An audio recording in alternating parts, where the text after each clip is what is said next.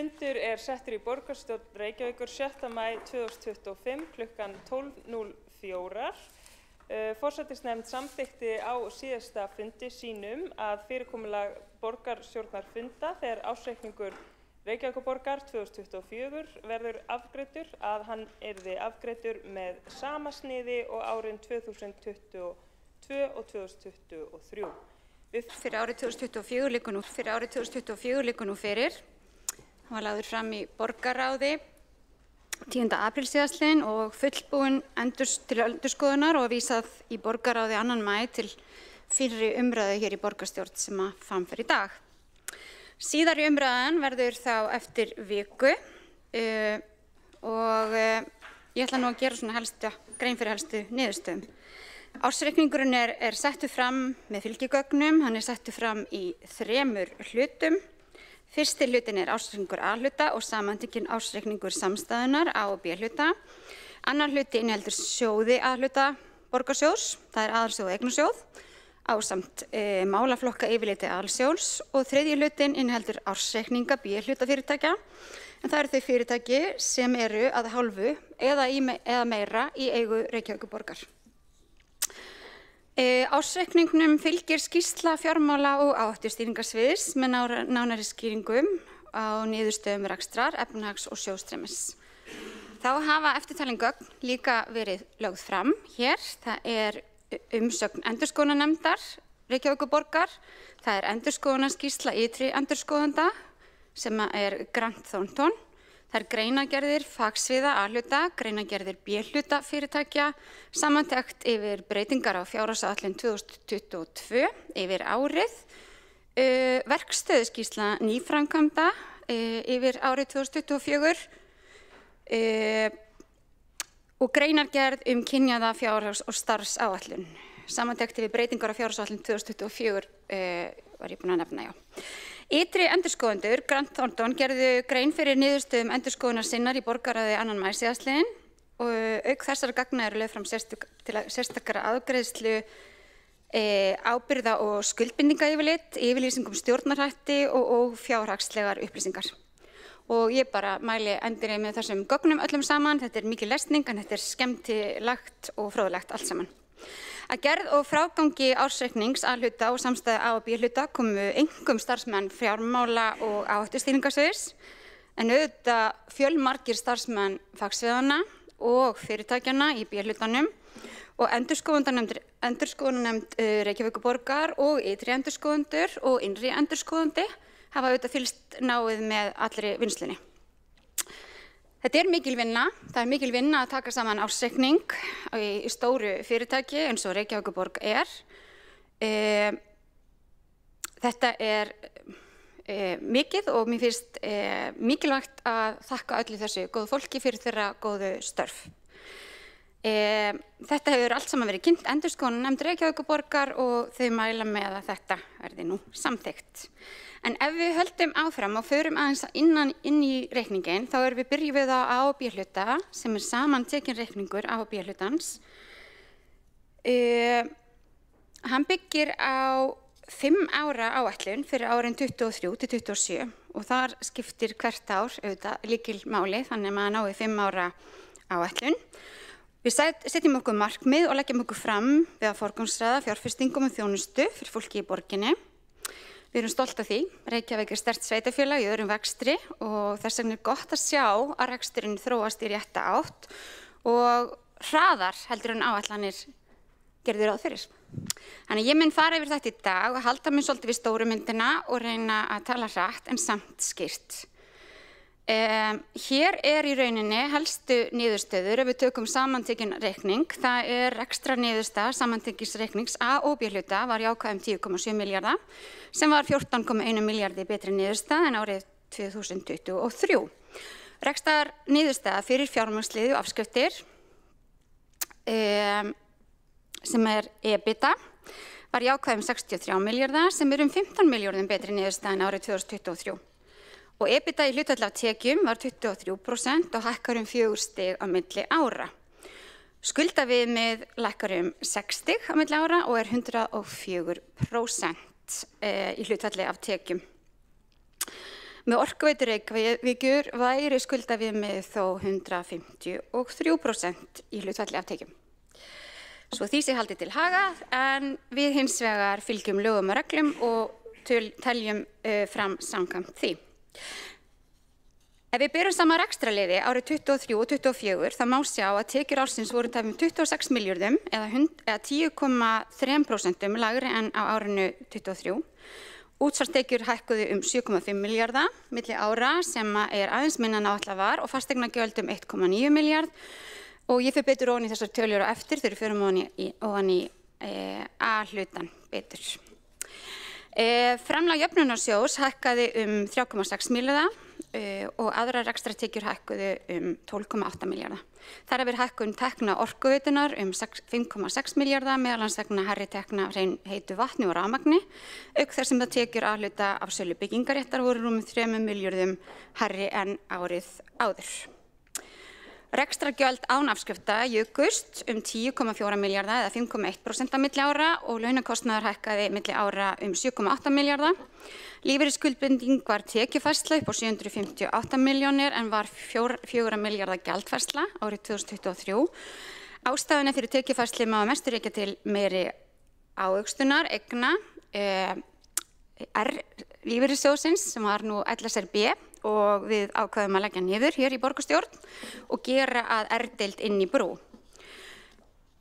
Annar rekstrakostnaður hækkaði 7,4 milljarða á milli ára, fjármagnsgjöld lækkuðu 3,5 milljarða milli ára.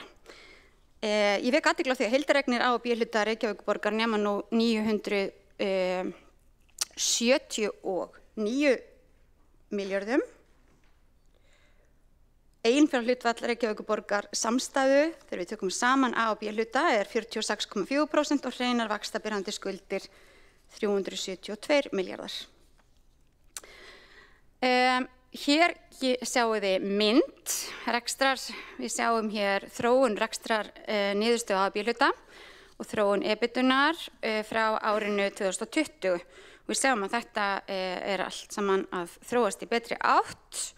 Við vissum auðvitað ekki af áföllum sem komi upp áriðsins 22 en engar síður þá gengur þetta samkvæmt áætlun. Hér má sjá frávik rekstrarniðurstöðu A- og B-hluta samantekin og frávik frá áætlunum með viðaukum. Þá erum við með áætlun 24 og hvernig það ár breyttist. Við sjáum að rekstrarniðurstaða A- og B-hluta var 3 milljörðum betri en áætlað var í fjárhagsáætlun og rekstrarniðurstaða fyrir fjármagnsliði og afskriftir 6,2 milljörðum betri. Ef að rekstrarliðir eru bornir saman við áætlun með viðaukum, þá voru skatttekjur og tekjur á jöfnunarsjóði 315 milljón krónum undir áætlun sem skýrist af því að staðgreiðsla útsvars hækkaði minna en gert var ráð fyrir í áætlun. Þjónustutekjur 4,1 milljarður króna yfir áætlun, sala byggingaréttar 1,5 milljarður yfir áætlun en á móti koma söluhagnaður eigna var 1,5 milljarð undir áætlun. Nú laun og launatengd gjöld voru 2,3 milljörðum innan áætlunar. Annar rekstrakostnaður var hins vegar 3,7 milljörðum yfir áætlun sem má rekja til hærri rekstrakostnaðar hjá A-hluta, Orkuveitu og Sorpu, auk þess sem innri viðskipti í samstæðu voru meira en áætlað var.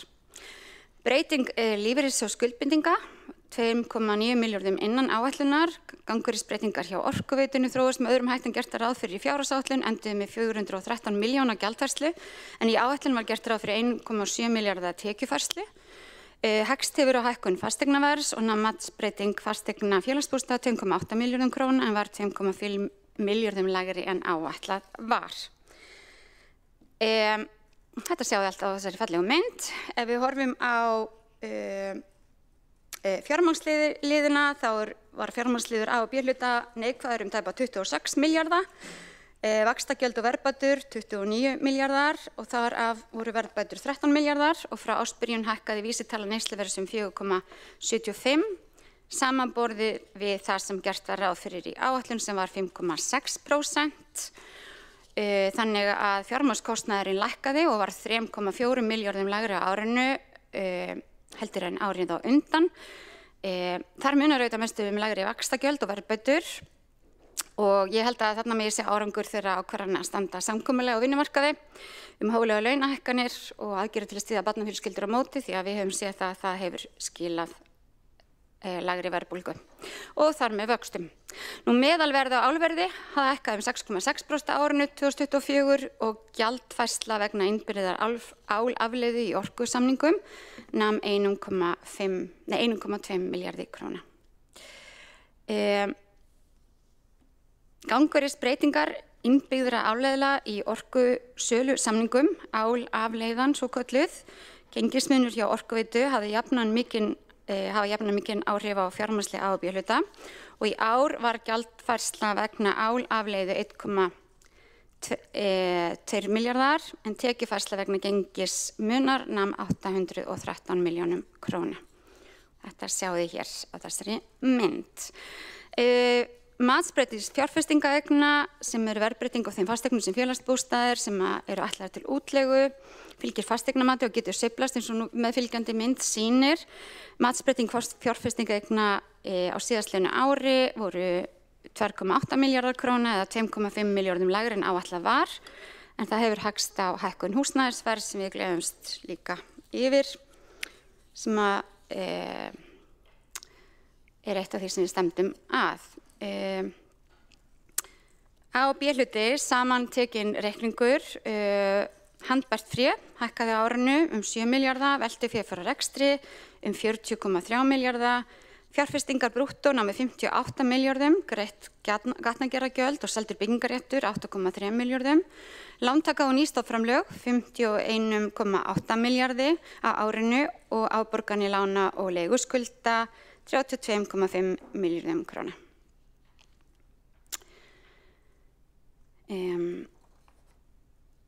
Veltufé frá rekstri var 14,5% í hlutfalli af tekjum og fjárfestingar brúttó voru 21% í hlutfalli af tekjum. Eins og þið sjáið hér þá er þetta þróun síðustu ára. Veltufé frá rekstri gefur góða vísbendingum hversu hátt hlutfall af rekstrartekjum er til ráðstöfunar fyrir afborganir skulda og skuldbindinga til fjárfestinga og því hærra sem þetta hlutfall því meira getum við gert til þess að fjárfesta. Samantekið skiluðu A-hluti borgarinnar, Faxaflóahafnir, Orkuveita Reykjavíkur, Strætó og slökkviliðið öll betri niðurstöðu en gert hafi verið ráð fyrir. Þar vegur þyngst afkoma A-hluta sem var 4 milljörðum betri. Afkoma félagsbústa og Sorpu var hins vegar undir áætlunum en það skýrist af því að matsbreytingar fjárfestinga voru lægri en spáð hafi verið þótt að EBITDA félagsbústa hafi verið sterkari en áætlað var. Lakari afkoma Sorpu má rekja til afskrifta umfram áætlanir. Ef við skoðum jafnvægisviðmið A- og B-hluta samkvæmt sveitarstjórnarlögum þá er ég að vísa til 13. greinar laga 25/2020 og annarra greinar laga nr. 22/2021. Þá hefur Alþingi vikið þeim til hliðar fjármálareglum í ákvæði 64. grein sveitarstjórnarlaga til loka ársins 2025 til að liðka fyrir möguleikum sveitarfélaga til að grípa til viðspyrnu og sóknar í stað samdráttaraðgerða vegna áhrifa kórónuveirufaraldursins og þeirrar efnahagskreppu sem í kjölfari kom. En samkvæmt þeirri grein engu að síður ef að hún væri þá gerum við grein fyrir henni hér, þar sem að við gerum ráð fyrir að hún taki nú gildi í lok þessa árs. Þá er gert ráð fyrir það að samanlögð heildarútgjöld samstæða á hverju 3 ára tímabili með ekki vera hærri nemur samanlögðum reglulegum tekjum og skal ráðherra setja reglugerð framkvæmdina. Þetta er skilgreint í reglugerð nr. 502/2012 fjárhagsleg viðmið og eftirlit með fjármálum sveitarfélaga og þar skal undanskilja veitu og orkufyrirtæki við útreikninga á jafnvægis- og skuldaviðmiði til ársloka 2029.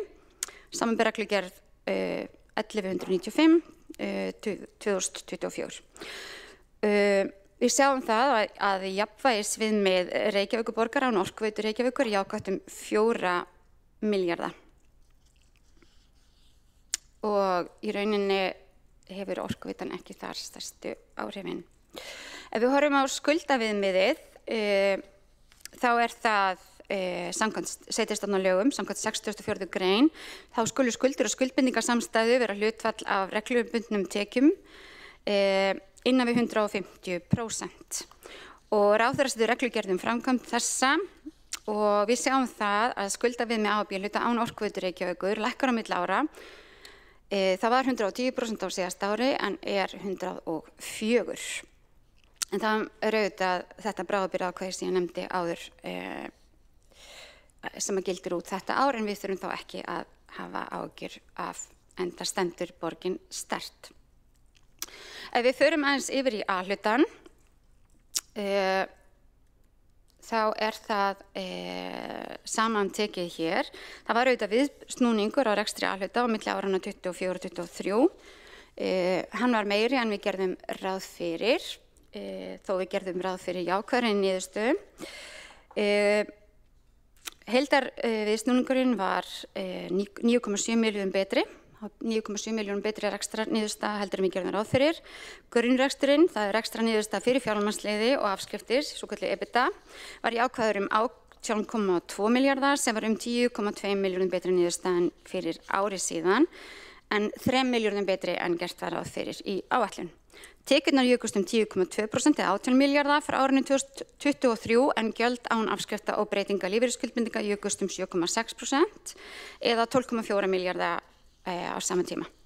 Þannig að skatttekjur ásamt tekjum frá jöfnunarsjóði jukust 13 milljarða milli ára og þar af jókst staðgreiðsla útsvars 10,7 milljarða milli ára. Í desember 2022 náðist samkomulag við ríkið breytingu á fjármögnun í þjónustu við fatlað fólk. Það fól í sér tilfærslu á skatttekjum frá ríkjum til sveitarfélaga sem nam 0,22% á útsvarsstofni frá með árinu 2023. Og það var annað samkomulag sem var skrifað undir í lok 2023 sem hækkaði útsvarið hlutfallslega til sveitarfélaga til viðbótar 0,23 stig. Og það í rauninni 2 milljarðar sem rekja má til þessarar hækkunar útsvars sem við fáum í tekjur til viðbóta til þess að mæta kostnaði í málaflokki fatlaðs fólks. Þetta auðvitað sjálfsögðu tilfærsla frá ríki til sveitarfélaga og hækkar ekki heildar skattgreiðslur íbúa. En þetta auðvitað ein ástæða þess að sveitarfélög, rekstur sveitarfélaga gengur að mér sýnist betur í ár en í fyrra. Nú fasteignaskattar hækkuðu 1,9 milljarða milli ára, laun og launatengd gjöld hækkuðu 6,4 milljarða á milli ára, en nýir kjarasamningar við nokkur stéttarfélög hafa hér nokkur áhrif, sömuleiðis á hækkun útsvars. Við erum nú búin að semja við langflesta á okkar starfsfólki til lengri tíma sem auðvitað eykur líka hvernig við getum áætlað til framtíðar. Nú lífeyrisskuldbindingin lækkaði milli ára og allir jákvæðri breytingu sem nam 4,6 milljörðum króna milli ára og annar rekstrakostnaður jókst 6 milljarða milli ára og afskriftir 785 milljónir króna. Nú heildareignir A-hluta Reykjavíkurborgar nema tæpum 292 milljörðum og eiginfjárhlutfallið 30,3% og hreinar vaxtaberandi skuldir eru 132 milljarðar. Þetta nú eitthvað skrifað. Skulum ekki hafa þetta með.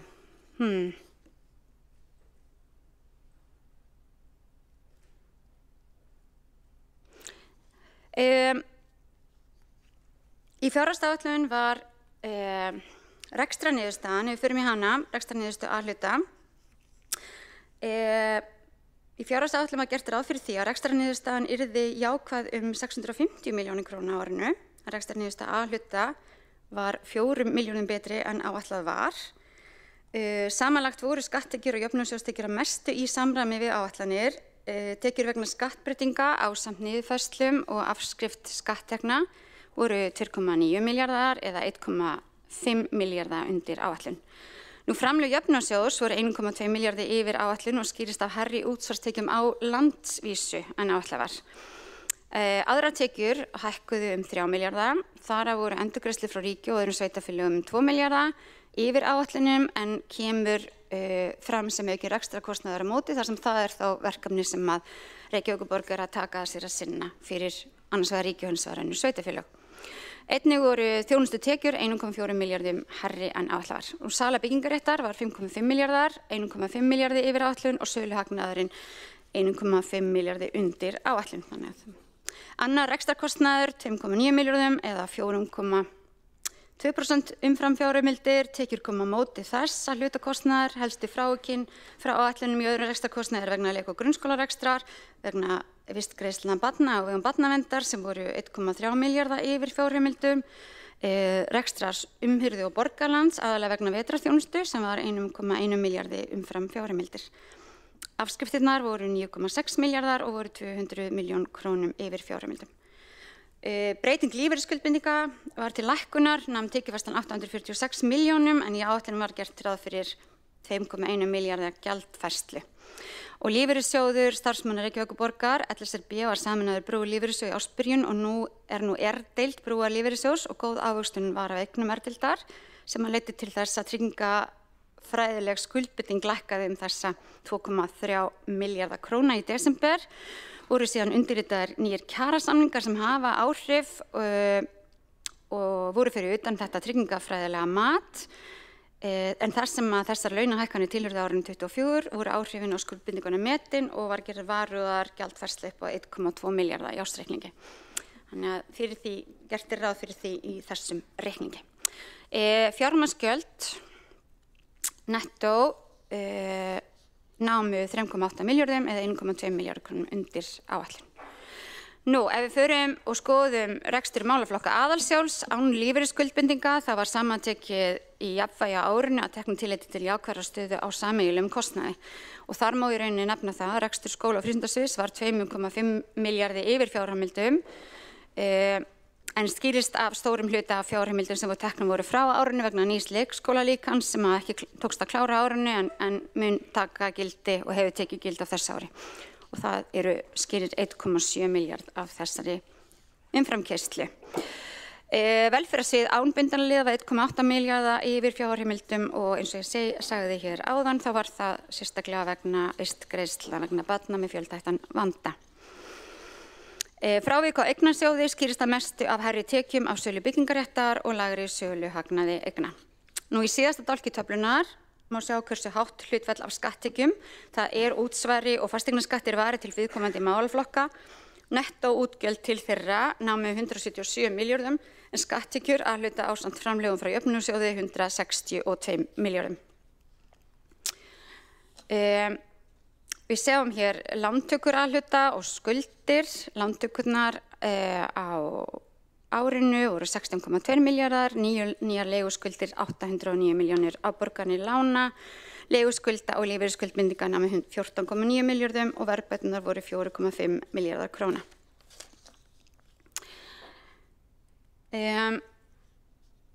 Handbært fé hækkaði milli ára 645 milljónir, veltufé frá rekstri nam 12,2 milljörðum og var 6,3% til hlutfall af tekjum. Fjárfestingar að frádregnum seldum eignum námu 19,2 milljörðum. Greidd gatnagerðargjöld sala byggingaréttar 8,3, lántaka ársins 16,2 og nýjar leiguskuldir 809 milljónir. Afborganir lána og leiguskulda 13,3 milljarðar. Við sjáum hér skuldbindingar A-hluta vegna B-hlutafyrirtækja 75,2 milljarðar og hafa lækkað talsvert síðustu ár eins og þið sjáðu hér á þessari mynd. Hér má sjá að veltufé frá rekstri hefur verið að styrkjast á síðustu 2 árum og nokkurn veginn á pari við fyrri 2 ár, 23-24. En fóru auðvitað verulega niður þar á eftir þegar við vorum í aðgerðum eftir COVID. Ef við horfum á mælikvarðana, því að við erum auðvitað undirliggjandi fjárhagsáætlun og við erum með fjármálastefnu og í henni sett fram markmið fyrir tímabili 23-27 og taflan sem að hér birtist sýnir árangur mælikvarða Reykjavíkurborgar. Það gert ráð fyrir henni í stefnunni að við náum markmiðum okkar árið 2025. Stöðugildi A-hluta voru það var óveruleg breyting á fjölda stöðugilda á milli ára og stöðugildi A- og B-hluta miðað við ábyrgðarhluta Reykjavíkur voru sömuleiðis svipuð eða 9.760 en A-hlutin 8.606. Ég ætla að fara örlítið inn í aðalsjóð í þessari fyrirræðu. Það þessi almennu rekstur fagsviðanna. Rekstrar niðurstaða aðalsjóðs var neikvæð 5,6 milljarða en fjárhagsáætlun gerði ráð fyrir að niðurstaðan yrði neikvæð 8,4 milljarða. sem því 2,8 milljörðum betri niðurstaðan áætlað var. Rekstrartekjurnar námu 194 milljörðum eða 3,9 milljörðum yfir áætlun. Staðgreiðsla var á pari við áætlun. Eftir álagt útsvar, skattbreytingar og niðurfærslu skatttekna voru 1,5 milljarði undir áætlun og endurgreiðslur annarra voru 2,2 milljörðum yfir áætlun, einkum frá ríki og öðrum sveitarfélögum og þar koma auðvitað gjöld á móti. Framlög jöfnunarsjóðs voru 1,1 milljarði yfir áætlun, þjónustutekjur voru upp á 1,1 milljarð yfir áætlun, eignatekjur voru 370 milljónum yfir áætlun og aðrar tekjur 652 króna yfir áætlun. Þannig að rekstrargjöldin voru 209 milljarðar, launakostnaðurinn 102 milljarðar og annar rekstrarkostnaður 104,9 milljarðar.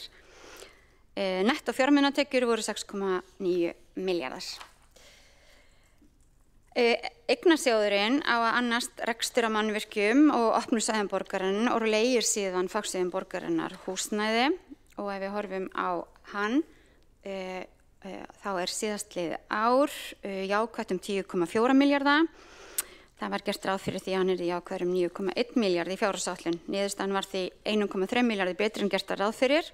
Rekstrartekjurnar voru 41,6 milljarður eða 504 milljón króna yfir áætlun. Leigutekjur voru 34,3 milljörðum eða 422 milljónum króna yfir áætlun sem skiptist þannig að ytri lega var 62 milljónum yfir áætlun en innri lega 360 milljónum yfir áætlun. Nú sala byggingaréttar nam 5,4 milljörðum og var 1,4 milljörðum yfir áætlun. Sala fasta fjármuna skilaði hagnaði sem nam 672 milljónum króna en var einhvað síður 1,5 milljarði undir áætlun. Og aðrar tekjur nam 1,1 milljarði eða 163 milljónum króna yfir áætlun. Rekstrargjöldin voru 20,5 milljarðar og annar rekstrarkostnaður 8 milljarðar. Nettó fjármagnsgjöld námu 10,7 milljörðum króna eða 298 milljón króna lægri en áætlun gerir ráð fyrir sem má rekja til lægri verðbólgu.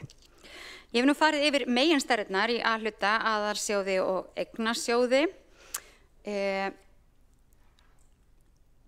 Það framundan væri að fara yfir rekstur fagsviða en þar sem að minn tími nú nánast að þrotum þá hugsa ég biðja orðið aftur og fari yfir það í minni seinni ræðu. En mér langar að segja það að það gleðilegt að sjá og samstarfsflokkarnir fagna því auðvitað að við erum að ná árangri. Við sjáum að það borgar sig að setja fram skýra stefnu og markmið og halda plani og fara ekki á taugum þó að eitthvað komi upp á leiðinni og við munum að sjálfsögðu halda því áfram. En ég geri þá grein fyrir rekstri fagsviða í minni seinni ræðu.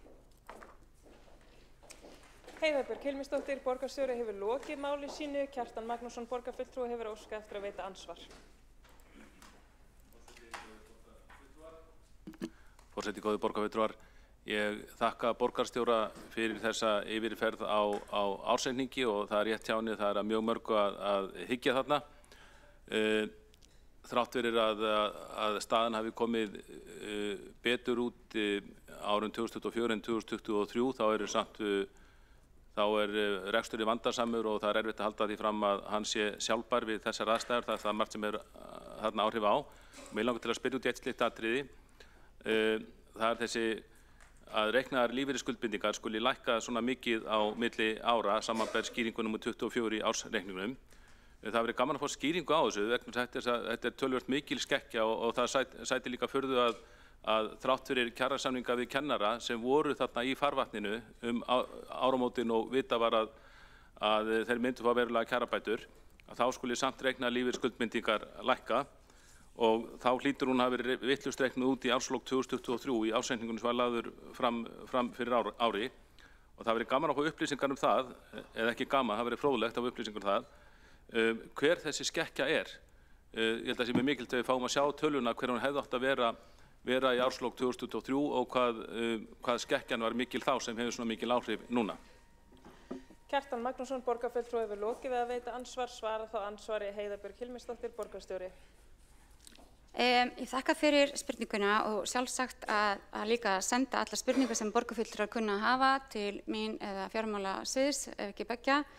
Það var ávöxtunin sem var í rauninni umfram áætlanir frekar heldur en skuldbindingin. En það er sjálfsagt að koma með svör við því í næstu umræðu ítarlegar.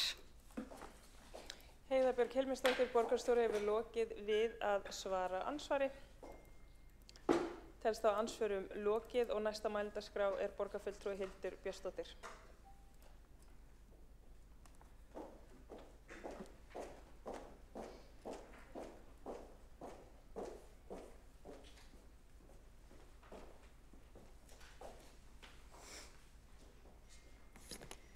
Forseti, ágæta borgarstjórn, við ræðum hér ásetning Reykjavíkurborgar fyrir árið 2024 og áður en lengra er haldið inn í umræðuna og ég mun víkja sérstaklega máli mínu að rekstri A-hluta í þessum fyrri hluta umræðuna og svo við síðari hluta umræðu þá gefst frekara tækifæri til að ræða samstæðuna alla og kollega mínir munu líka koma og leggja orð í belg á þeirri stundu. En mér langar að hefja mál mitt á að rifja hérna upp framtíðarsýn við fjármálastjórn borgarinnar sem miðar að því að sjálfbærni sé náð til lengri tíma litið. Og hvað felst í því? Nú, að rekstur skili afgangi og að borgarsjóður standi undir skuldum og skuldbindingum á hverjum tíma án þess að gengið sé á eignir eða þjónustu í samræmi við lögbundnar skyldur. Og þá spyrjum við okkur, er rekstur borgarinnar sjálfbær? Og þetta er auðvitað lykilspurning vegna þess að það er gríðarlega mikilvægt markmið í rekstri sveitarfélags að tryggja sjálfbærni. Nú við sjáum hér og það hefur verið kynnt með pompi og prakt að niðurstaðan af rekstri A-hluta árið 2024 hafi verið jákvæð sem nemur rúmum 4,7 milljörðum sem hljómar mjög vel í samanburði við niðurstöður fyrri ára og einhverjir telja jafnvel tilefni til fagnaðarláta. Og vil ég jafnvel meina að þessa niðurstöðu megi fyrst og síðast rekja til þess að hér hafi verið ráðist í gríðarlegar hagræðingar. Hér hafi verið skorið niður í rekstrarútgjöldum, hér hafi verið innleidd ráðningarstefna sem hafi leitt til þess að hér fjölgaði starfsfólki ekki nokkurn skapaðan hlut og áfram mætti telja. Nú þá skulum við víkja máli okkar hérna aðeins bara að skoða rekstrarreikning A-hluta og lítum þá fyrst á reglulegar tekjur sem streyma hér inn í borgarsjóð, þá erum við að horfa annars vegar á skatttekjur og framlög jöfnunarsjóðs og svo hins vegar rekstrargjöld, þennan reglulega kostnað sem að borgin ber í sínum rekstri. Nú ef við berum þessar tölur saman þá sjáum við að skatttekjur standa og framlög jöfnunarsjóðs standa sannarlega ekki undir rekstrargjöldum heldur stendur borgin þá í nær 14,5 milljarðar halla. Þannig já, reksturinn er að þessu leyti ekki sjálfbær heldur er ríflega 14,5 milljarða króna halli af rekstri borgarsjóðs ef aðeins er tekið mið af skatttekjum og framlögum jöfnunarsjóðs. Rekstur borgarinnar er ósjálfbær. Nú, hvernig komst þá reksturinn hinum megin við núllið, ef svo má segja? Hvað er það sem að veldur þessari hreyfingu og þessari breytingu milli ára sem að meirihlutinn hér hreykir sér af? Við ætlum að líta á nokkra þætti og við ætlum að byrja að líta á arðgreiðslur. Og ástæðan fyrir að ég nefni arðgreiðslur kannski sérstaklega er að þegar við erum að bera saman rekstur sveitarfélaga þá er ekkert sveitarfélag á landinu öllu sem er í viðlíka stöðu og Reykjavíkurborg að geta greitt sér milljarða og milljarða ofan í arðgreiðslur úr sínum innviðafyrirtækjum. Ég horfi hér sérstaklega á Orkuveituna og Faxaflóahafnir. Þetta eru gríðarlega mikilvæg og öflug innviðafyrirtæki í eigu borgarinnar sem bæði standa frammi fyrir mikilli fjárfestingaþörf á næstu árum. Arður af þessum eignarhlutum nemur tæpum 5,7 milljörðum árið 2024 og þá vek ég athygli á því að arðgreiðslur út úr Faxaflóahöfnum voru mjög takmarkaðar á liðnu ári vegna stefnu stjórnar í þeim efnum sem tók einmitt mið af fjárfestingaþörf á næstu árum. Ég bendi á að innan Orkuveitu-samstæðunnar er stefnt að gríðarlegum fjárfestingum ekki síst í veitukerfum á næstu árum, hátt í 250 milljarðar og ef framheldur sem horfir, því að núna er lagt til heldum 6,5 milljarð í arðgreiðslur til borgarinnar sem kemur inn í þetta ár, þá mun það kalla á stóraukna skuldsetningu Orkuveitu-samstæðunnar. Það er algjörlega ljóst. Nú ætlum ég að víkja næst að hækkun útsvars. Og ég kannski áður en ég fyrir það, þá bara bendi ég á að ekki væri fyrir þessar arðgreiðslur. Ef þær kæmu ekki inn í tekjustreymið hjá borginni, þá væri reksturinn rekinn með neikvæðum. Það var rekstrarniðurstaðan neikvæð. Skoðum þá hækkun útsvars. Staðgreiðsla útsvars hækkar ríflega 10 milljarða króna milli ára. Hækkun útsvarsprósentu 0,45% stig sem að gerist í þrepum á 2 árum skilar borgarsjóði 4 milljörðum í auknar skatttekjur. Það komu 2 milljarðar inn á fyrra ári og svo þetta orðnir 4 milljarðar núna með þessari tvíþættu hækkun útsvarsprósentu. Ég tek fram, ég ekki að gera athugasemdir við þessa hækkun. Hér eru sveitarfélögin auðvitað bara að fá stærri hlutdeild í tekjuskattinum til að standa undir stórauknum verkefnum og það bara mjög eðlilegt. En við verðum að líta til þess þegar við erum að skoða rekstrarniðurstöðuna. Hér erum við að fá stærri hlutdeild í tekjuskattinum inn í borgarsjóð og það skýrir að einhverju leyti hvernig reksturinn að þróast. Þá vík ég máli mínu að fasteignasköttum. Og gríðarleg hækkun fasteignamats á kjörtímabilinu hefur leitt til þess að heimilin og fyrirtækin í borginni greiða nú 8,2 milljörðum króna hærri fasteignaskatta og lóðarleigu árlega en við upphaf kjörtímabils. Og þá rifjast auðvitað upp að vorið 2022 að þá kynnt nýtt fasteignamat fyrir árið 2023 og þetta svona á kosningadögum og þá kemur í ljós að fasteignamat heilt yfir landið hækkar ríflega 20% á einu ári. Og nú hvað gera nágrannasveitarfélög? Þau bregðast auðvitað eðlilega við þessu vegna þess að það kostar ekki sveitarfélag meira að þjónusta fasteignaeigendur þó fasteignamat hafa hækkað. Þau bregðast við með því að lækka sín álagningarhlutföll. Fyrsta tillaga sem sjálfstæðismenn leggja fram á þessu kjörtímabili í þessum sal lækkun fasteignaskatta og henni var hafnað og henni hefur verið hafnað aftur. Þannig að þetta það sem við hefðum talið langeðlilegast að bregðast við hækkunum fasteignamats með lækkun álagningarhlutfalla. Það á ekki að nýta sérhvert tækifæri til að seilast dýpra ofan í vasa skattgreiðenda. Hér eru fjölmörg tækifæri til að bregðast með öðrum hætti við rekstri borgarinnar. Nú svo það eignasalan og við sjálfstæðismenn höfum gjarnan talað fyrir eignasölu en það skiptir máli hvernig við verjum því sem til fellur eftir eignasölu. Hér var það kynnt einmitt að selja ætti Perluna. Ég held að það hafi verið áætlað í tvíganga að Perlan ætti að seljast og við höfum alltaf bent á að Perlan verður ekki selt tvisvar og hún verður ekki selt þrisvar og hún ekki enn selt. Og hvað gerðist þá? Nú rétt fyrir áramót til þess að hreyfa nálina í rétta átt í rekstrinum og þá var hlaupið til og eignir seldar, það voru bílastæði og aukinn byggingarréttur og annað og bara gott og vel, við styðjum þessa eignasölu. Og þessar einskiptistekjur, þetta eru tekjur sem komin einu sinni, þetta ekki reglulegar tekjur borgarsjóðs, skila borgarsjóður ríflega 6,1 milljarði króna í tekjur. Þannig að til að mynda bara þessi fjárhæð sýnir okkur að ef við tökum þessar einskiptistekjur út úr jöfnunni, þá rekstrarniðurstaðan neikvæð. Við erum algjörlega staðföst í því að þegar við seljum eignir eða seljum byggingarrétt, þá eiga tekjurnar sem komin í borgarsjóð að fara í að niðurgreiða skuldir eða fjárfesta í innviðum. Tekjurnar eiga ekki að fara inn í hítina. Þau eiga ekki að þurfa að fara í það að standa hérna undir reglulegum útgjöldum. Til þess eiga skatttekjur og reglulegar tekjur að duga. Og svo þetta bókhaldstæknilegt atriði sem hefur gríðarleg áhrif á það hvernig rekstrarniðurstaðan hreyfist. En breyting lífeyrisskuldbindingar leiddi til 846 milljóna króna tekjufærslu en áætlun hafði gert ráð fyrir 2,1 milljarða króna gjaldfærslu. Þannig að þetta er 3 milljarða króna jákvæð sveifla frá áætlun sem byggir á bókhaldstækni en hefur engin áhrif á eiginlegt sjóðstreymi, jú bókhaldslegt sjóðstreymi, en það hefur engin áhrif á peninga inn og út úr kassanum. Þessi lækkun lífeyrisskuldbindingar leiðir líka af sér 4,6 milljarða jákvæða sveiflu milli ára. Þannig að þegar við erum að bera saman árið 2023 og 2024, þá þurfum við að athuga að þarna eru 4,6 milljarðar sem ber á milli, sem bara bókhaldstæknilegt atriði. Einhvers konar loft í reikningnum, eitthvað sem skiptir ekki máli í sjálfu sér, eitthvað sem leiðir ekki til þess að við stöndum betur undir því að greiða hér undir þá helstu þjónustu sem við veitum borgurunum. Og svo langar maður að víkja aðeins máli mínu að tekjum bílastæðasjóðs.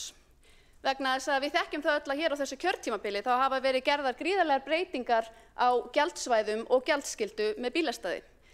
Gjaldsvæðin hafa verið útvíkkuð, gjaldskyldu tímabilið hefur verið lengt inn í kvöldið og inn í fleiri daga í vikunni og gjöld hafa hækkað og áfram mætti telja. Nú hvaða áhrif hefur þetta haft? Tekjur bílastæðasjóðs þar námu tæpum 2,2 milljörðum króna árið 2024 og þetta samsvarar 45% af rekstrarhagnaði borgarinnar árið 2024 og við skulum athuga að þetta auðvitað gjaldheimta á borgarana. Tekjur sjóðsins voru 676 milljónum króna umfram áætlanir og hækkuðu nær hálfan milljarð milli ára. Og tekjur bílastæðasjóðs hafa aukist ríflega 70% á kjörtímabilinu og ég nefni þetta vegna þess að ég að horfa hérna á hvað eru borgararnir að greiða í borgarsjóð og hvað fá þeir í staðinn. Og hér sjáum við hvernig skattheimta og gjaldtaka af íbúum stóreykst ár eftir ár eftir ár. Fólk borgar meira fyrir minna. Nú, hvernig skýrum við þá þennan meinta viðsnúning í rekstri sem hér fjallað Hvað það sem að hreyfði hér nálina? Nú, ég búin að nefna þessi atriði og við sjáum, nú ég bara að bera saman breytingar milli ára.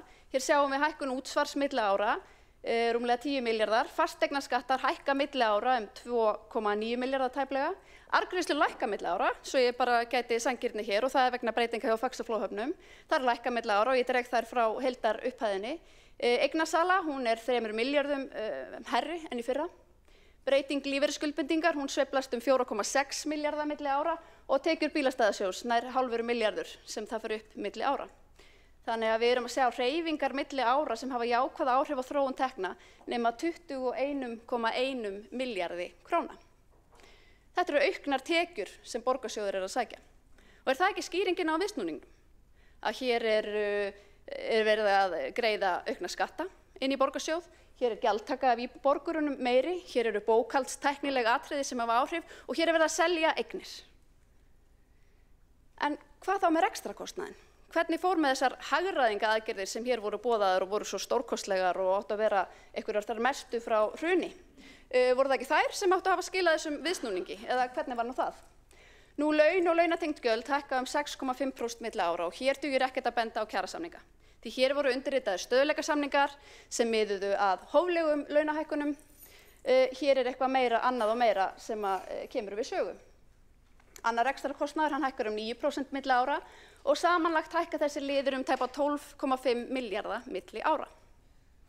Vandi borgarinnar, hann nefnilega útgjaldavandi, ekki tekjuvandi, eins og okkur sjálfstæðismönnum hefur verið tíðrætt Þannig að hér var vissulega ekki hagrætt sem neinu nemur. Jú, við fengum inn allar þessar litlu sætu hagræðingatillögur frá meirihlutanum sem margar þurfti að bakka með og sem nýr meirihluti hefur einhverju leyti dregið tilbaka.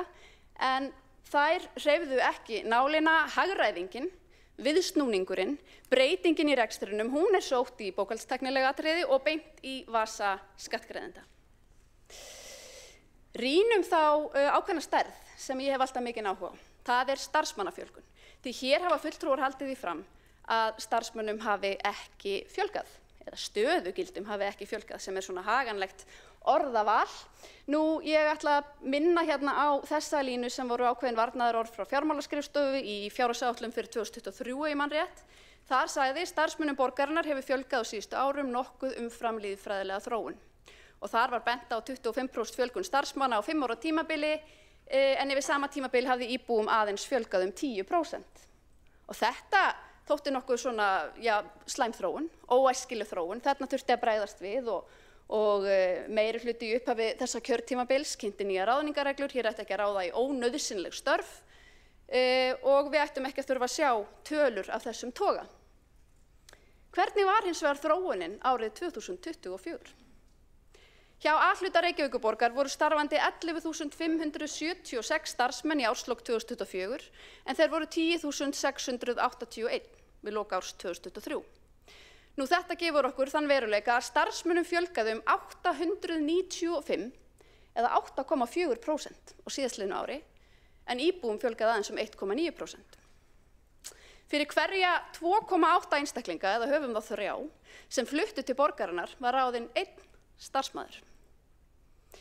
Og ef við sýnum þetta svona myndrænt að þá fyrir hverja 140 íbúa sem fluttust til borgarinnar voru ráðnir 50 borgarstarfsmenn.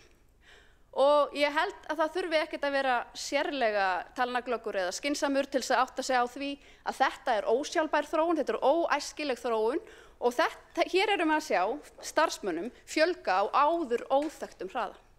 Hlutfallslega meiri fjölgun í samanburði við íbúafjölgun heldur en fjármálaskrifstofa varaði við í fjárhagsáætlun 23.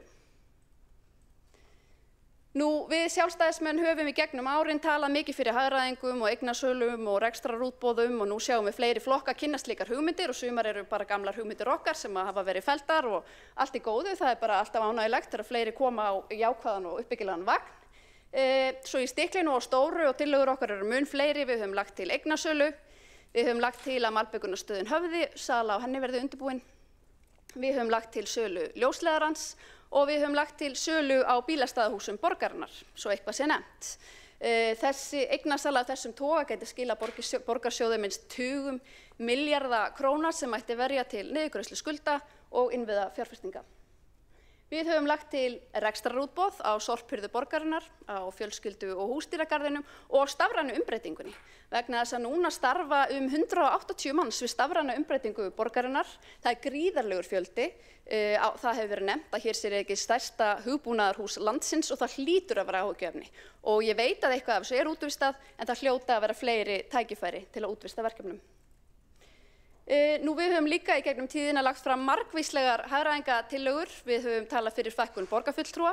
Mun eðlilegra væri að fjöldi borgarfulltrúa væri 15 eins og áður var heldur en 23 og við sjáum ekki að hag borgarinnar sé einhvern veginn betur borgið með 23 fulltrúum. Við höfum lagt til óháða stjórnkerfisúttekt með það fyrir augum að hagræða hér verulega í rekstrinum. Við höfum lagt til að mannréttinda- og lýðræðisskrifstofa verði aflögð og ýmis verkefni hennar færð undir velferðarsvið og við höfum lagt til að hagrætt yrði í miðlægri stjórnsýslu. Og við höfum lagt til tekjuaukandi aðgerðir líka að fjölga hér íbúðarhúsa og atvinnulóðum og að styðja betur við verðmætasköpun í borginni. Og það er eitthvað sem vantar allverulega í þennan meirihluta sem nú er hér starfandi, að styðja við fyrirtækin í borginni sem skapa hér verðmætin sem eiga að standa undir allri velferðinni sem hér er boðuð. Nú, niðurstaðan er auðvitað sú að reksturinn er ósjálfbær og ég fór yfir þetta áðan. Skatttekjur og framlög jöfnunarsjóðs standa ekki undir reglulegum útgjöldum, sum sé reglulegar tekjur standa ekki undir reglulegum gjöldum og af þessu er 14,5 milljarða króna halli. Reksturinn er ósjálfbær. Starfsmönnum fjölgar á áður óþekktum hraða og jafnvægi í rekstrinum er ekki náð. Jafnvel þó við getum gripið til einskiptistekna, bókhaldstæknilegra atriða, kreist arð út úr innviðafyrirtækjunum, þá erum við ekki búin að ná nauðsynlegu jafnvægi í rekstri borgarinnar. Mér langar að lokum að víkja aðeins máli mínu að skattbyrði á einstaklinga hér í borginni. Og ég ætla að bera saman árin 2010 og 2024 og ég skoða skatttekjur á föstu verðlagi til að vera fullkomlega sanngjörn. Þá hafa þessar fjárhæðir allar verið framreiknaðar og ef við berum saman skatttekjur á föstu verðlagi og fjölda starfandi á hverju ári og skoðum skattbyrði á hvern starfandi einstakling hér í borginni. Það eru tölurnar sem ég ber saman og hvað fáum við? Skattbyrði hefur aukist 358.500 krónur árlega á föstu verðlagi á hvern starfandi borgarbúa milli áranna 2010 og 2024. Þannig að hvert heimili með 2 fyrirvinnur greiðir að meðaltali, og hér erum við bara að skoða meðaltal, 717.000 krónum hærri skatta árlega til borgarinnar en árið 2010. Og er það okkar upplifun að frá árinu 2010 hafi þjónustan batnað og að fólk upplifi einhvern veginn að borgin sé að sinna þörfum þeirra betur? Eða er fólk bara að greiða meira inn í hítina af sínu sjálfsafla fé? Við þurfum að tryggja sjálfbæran rekstur borgarsjóðs, enda er traustur rekstur forsenda öflugrar þjónustu. Við getum ekki verið sveitarfélag eða höfuðborg í forystu sem býður framúrskarandi þjónustu, öðruvísi en að treysta fyrst grunnstoðirnar sem er rekstur borgarinnar. Við sjálfstæðismenn köllum eftir heiðarlegum og ábyrgum viðbrögðum við rekstrarvanda Reykjavíkurborgar. Við kærum okkur ekki falsfréttir af einhverjum viðsnúningi í rekstri sem að skýrist af bókhaldstækni eða einhverjum óreglulegum liðum. Við viljum bara raunverulega nálgast máli af heiðarleika. Við viljum hóflega skattheimtu og gjaldtöku af borgurunum. Við sjáum tækifæri til að vinna því á næstu árum að lækka skatta í Reykjavík. Hér á það ekki að vera eitthvað lögmál að skattheimta á hvern borgarbúa blási út ár eftir ár. Hér á að taka á rekstrinum og vinna því statt og stöðugt að draga úr skattheimtu og gjaldtöku af borgurunum. Við viljum sjá aðgerðir sem raunverulega hreyfa nálina í rekstri borgarinnar. Við viljum hagræða í rekstrinum, minnka yfirbygginguna, ráðast í eignasölu og hefja niðurgreiðslu skulda og það eru stóra aðgerðirnar sem við trúum að raunverulega muni skila árangri. Þá borgarfulltrúinn Hildur Björnsdóttir lokið máli sínu og næstur á mælendaskrá borgarfulltrúinn Einar Þorsteinsson.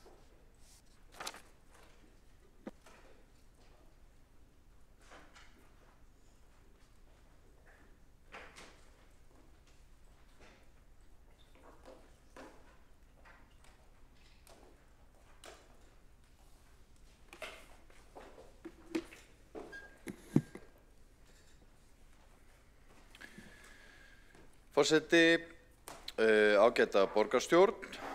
Hérna lagður fram ársreikningur fyrir árið 2024 og eins og borgarstjóri fór hér yfir áðan þá stefna fjármál borgarinnar í rétta átt. Þetta í fyrsta skipti í 5 ár sem að borgin skilar afgangi á aðalsjóði og ég ætla nú ekki að endurtaka ræðu borgarstjóra og rekja tölurnar í smáatriðum en mér langar svona aðeins að fara yfir sviðið og rifja upp hvað við höfum verið að glíma við á þessu kjörtímabili.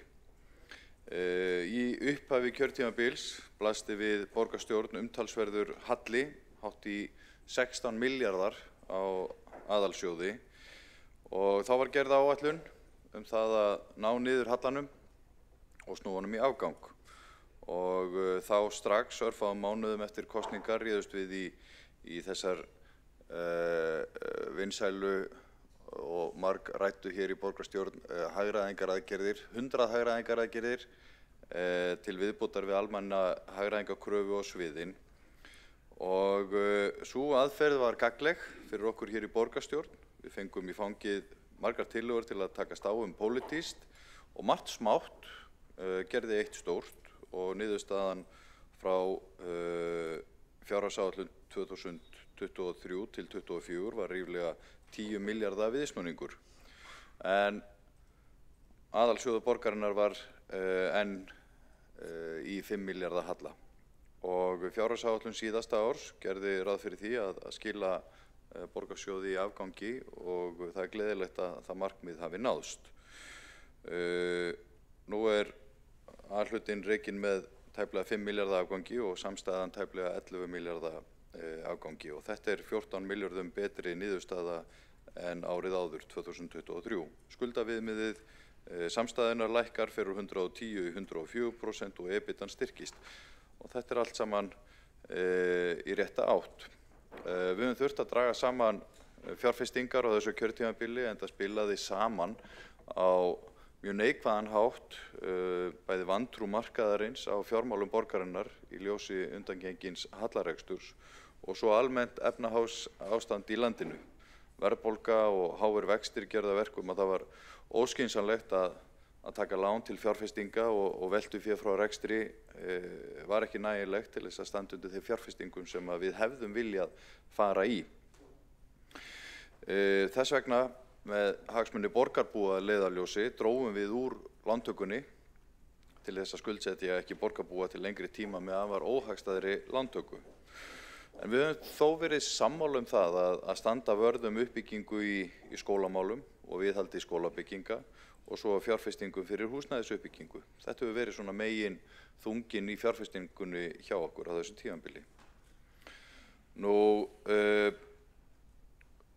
Stærstur hluti útgjalda borgarsjóðs laun til starfsmanna og við munum umræðuna hér í upphafi kjörtímabils þar sem var mjög til umræðu fjölgun starfsmanna og aukin launakostnaður og við vitum það náttúrulega að starfsmenn borgarinnar hjartað í öllu sem við gerum og þeir lykillinn að góðri þjónustu við borgarbúa. En við verðum að hafa, eins og var nú rætt hér í ræðu borgarfulltrúa Hildar Björnsdóttur áðan, að hafa yfirsýn yfir fjölda starfsmanna, hafa vökul augu fyrir stöðum mönnunar á starfsstöðum borgarinnar, enda rekum við 100 starfsstaða og ég kannast nú ekki við þessar tölur sem að borgarfulltrúin Hildur Björnsdóttir setti fram hérna áðan. Samkvæmt mínum upplýsingum þá stendur fjöldi stöðugilda í stað og þessi fjöldi starfsmanna sem borgarfulltrúin nefndi hér áðan segir í sjálfu sér ekkert umfangi. Það eru stöðugildin sem eru tölurnar sem við ættum að miða við. Enda varpar þau ljósi á umfang útgjaldana. Og eitt af því sem hefur stutt mjög við það verkefni að ná niður hallarekstrinum bætt yfirsýn yfir mönnun og öguð vinnubrögð á sviðum borgarinnar þegar kemur á ráðningum. Og þarna skipta mestu ráðningarreglur sem við innleiddum og sviðunum ber að fylgja og svo ráðningarnefnd sem skoðar þróunina reglulega og hefur yfirsýn. Og niðurstaðan svo að fjöldi stöðugilda stendur í stað þrátt fyrir íbúum fjölgi. Og mér langar til þess að nota tækifærið hér til þess að þakka borgarfulltrúum í fyrrverandi meirihluta fyrir samstarfið rekstur borgarinnar. Þetta eru ólíkir flokkar og sannarlega var stundum tekist á þegar að koma fjármálunum en niðurstaðan liggur fyrir og ég held að við getum verið ánægð með þann árangur sem að þessi ársreikningur ber með sér. Og svo langar mig til þess að þakka okkar öfluga starfsfólki fyrir árangurinn, ekki þá bara þeim sem að stýra fjármálunum út á sviðunum, heldur líka öllu öðru starfsfólki borgarinnar. En forseti, kæra borgarstjórn, ég þrátt fyrir þennan góða viðsnúning sannfærður það að það sé hægt að gera betur og við verðum að gera miklu betur. Við þurfum og borgin þarf nauðsynlega á því að halda að styrkja ennþá frekar reksturinn svo hægt sé að bæta grunnþjónustu við borgarbúa og lækka, svo dæmi séu tekin, fasteignagjöld á heimili og fyrirtæki. Og við verðum að styrkja reksturinn svo hægt sé að draga úr lántöku og greiða niður skuldir. Markmið fjármálastefnunnar að greiða niður meira af skuldum heldur en við tökum ný lán árið 2027. Og því miður þá stefnir ekki í það nema við höldum áfram að rýna reksturinn. Og svo verðum við að muna það að reksturinn undirstaða alls sem við gerum. Til þess að geta fjárfest betur í menntakerfinu sem við rekum hér, stærsta menntakerfi á landinu. Og þar eru áskoranir sem við verðum að vera óhrædd við að horfast í augu við. Það viðhaldsskuld sannarlega í húsnæðinu, en það líka mannekla. Og þess vegna þurfum við að fjárfesta í húsnæðinu og starfsfólkinu og starfsaðstæðum þess. Og svo það börnin sjálf. Við sjáum það í mælingum að árangurinn ekki nægilega góður og við skuldum börnunum að leggja meiri áherslu á árangur í skólakerfinu. Og svo það þessar félagslegu áskoranir sem við höfum lesið í fjölmiðlum og finnum hér í kerfinu sem við verðum að takast á við. Og þetta eru gríðarlegi fjármunir sem undir. Og ef það eitthvað sem skiptir máli hér í borginni og í borgarstjórn, þá það að efla okkar ágæta skólakerfi. Og svo þurfum við að halda áfram að bæta reksturinn til þess að geta brotið land, fjárfest í nýjum hverfum og stutt við húsnæðisuppbyggingu. Aðeins þannig tryggjum við samkeppnishæfni borgarinnar og aðstæður fyrir ungt fólk til þess að hefja sinn búskap og fjárfesta eigin fjármunum í Reykjavík, að búa hér. Og við verðum að halda áfram að bæta reksturinn til þess að geta búið þannig samfélag eldra fólks að það lifi hamingjusömu og heilbrigðu lífi til að geta stutt við félagsstarfið sem að dregur úr einmannaleika og gert við gangstígana og saltað og mokað snjóinn. Bara mætt væntingum fólks borg þar sem einfalt og gott að búa. Og svo verðum við að geta að halda áfram að bæta reksturinn til þess að geta gripið fólk sem að missi fótana, verður fíknina bráð eða gleymir við veikindi og bætt aðstæður barna og ungmenna. Tryggja þau fái öll tækifæri til þess að taka þátt í íþróttum, tónlistarnámi eða hverjum þeim tómstundum sem að þau listir. Eins og segir í stefnun okkar að geta látið draumana sína rætast. Þetta kostar allt saman pening. Þess vegna það eiginlega alveg sama hvaða frábæru pólitísku skoðanir við höfum hér og hvernig við viljum forgangsraða fjármunum. Ef við setjum rekstur og fjármál borgarinnar ekki í algjöran forgang, þá erum við bara hér að slást krónur sem ekki til og eyðum sífellt efni fram. Og á endanum kemur alltaf að skuldadögum. Þannig að þó að þessi ársreikningur verið með sér viðsnúning, þá verkinu alls ekki lokið. Við þurfum að halda áfram og ég vona það að núverandi meirihluti haldi áfram á sömu braut, haldi fast við fjármálastefnu borgarinnar og þau viðmið sem þar eru og borgarstjórn öll láta ekki spenningin fyrir kosningaári skekkja miðið að markmiðinu, að takmarkinu sem eru langtíma hagsmuni borgarbúa sjálfbæran rekstur borgarsjóðs.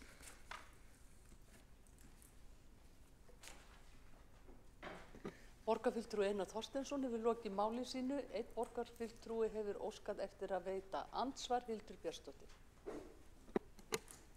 Forseti, ágæta borgarstjórn, ég nýti andsvari til að svara spurningu borgarfulltrúa Einars Þorsteinssonar, en hann spyr hvaðan þessar starfsmannatölur koma. Það birtast í skýringu 4 með ársreikningi, en þar kemur fram og upplestur hefst með leyfi forseta: hjá Reykjavíkurborg A-hluta voru 11.576 starfsmenn í árslok 2024 en voru 10.681 í lok árs 2023. Á sömu síðu kemur líka fram að fjöldi stöðugilda að meðaltali hafi verið 8.606 24 en eilítið lægri 23 8.575. Þannig að stöðugildum fjölgaði eitthvað, en ég vil benda og það er hægt að leika sér eilíflega með stöðugildi. Það er hægt að ráða fólk í hálaunastörf í 70–80% stöðugildi, hækka það launaflokka og allt slíkt. Þannig að þarna er augljóslega eitthvað leikur á tölum hjá allavega þáverandi meirihluta, en starfsmannatölurnar tala sínu máli. Borgarfulltrúi Hildur Björnsdóttir hefur lokið við að veita andsvar. Þá svarar andsvari borgarfulltrúi Einar Þorsteinsson. Forseti, ágæta borgarstjórn, já, ég bara þakka fyrir svarið. Ég horfði einmitt á þessar tölur hér, fjöldi stöðugilda að meðaltali 8.606 og svo 8.575 og ég held að þetta séu tölurnar sem endurspegli best útgjöld og launakostnað borgarinnar. Borgarfulltrúi Einar Þorsteinsson hefur lokið við að svara andsvari. Þá veitir andsvar öðru sinni borgarfulltrúi Hildur Björnsdóttir. Ég ítreka þá óæskilegu og ósjálfbæru þróun að fyrir hverja 2,8 íbúa sem flytja til borgarinnar hafi verið ráðinn 1 borgarstarfsmaður á árinu 2024. Það er áður óþekktur hraði í fjölgun starfsmanna og eitthvað sem þarf að bregðast við. Borgarfulltrúi Hildur Björnsdóttir hefur lokið við að veita andsvar og þá svarar andsvari öðru sinni borgarfulltrúi Einar Þorsteinsson. Forseti, ef ég skil þetta rétt, þá er þessi tala punktstaða áramót og segir ekkert meðalfjölda starfsmanna á árinu, og ég held að það sé rétt að við fáum bara ítarlegri upplýsingar þetta og látum taka það saman. Borgarfulltrúi Einar Þorsteinsson hefur lokið við að svara andsvari og þá telst andsvörum lokið. Næst tekur til máls borgarfulltrúi Alexandra Briem.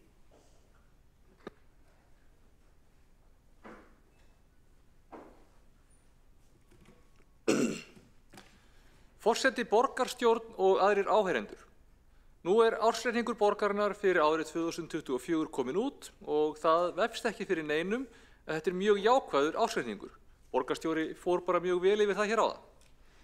Það sem mér finnst mikilvægt að leggja áherslu á er árangurinn sem þessi ársreikningur sýnir. Og þetta er árangur sem er í samræmi við þá áætlun og þær aðgerðir sem að borgarstjórn lagði sameiginlega upp með árið 2020 þegar COVID-faraldurinn gekk yfir. Og hann hafði mikil áhrif á borgina, okkar tekjur, íslenskt samfélag og heiminn allan. Þessi ársreikningur sýnir að svo áætlun sem þá var lagt upp með er að ganga upp. Það finnst mér eiginlega best og því má alveg fagna.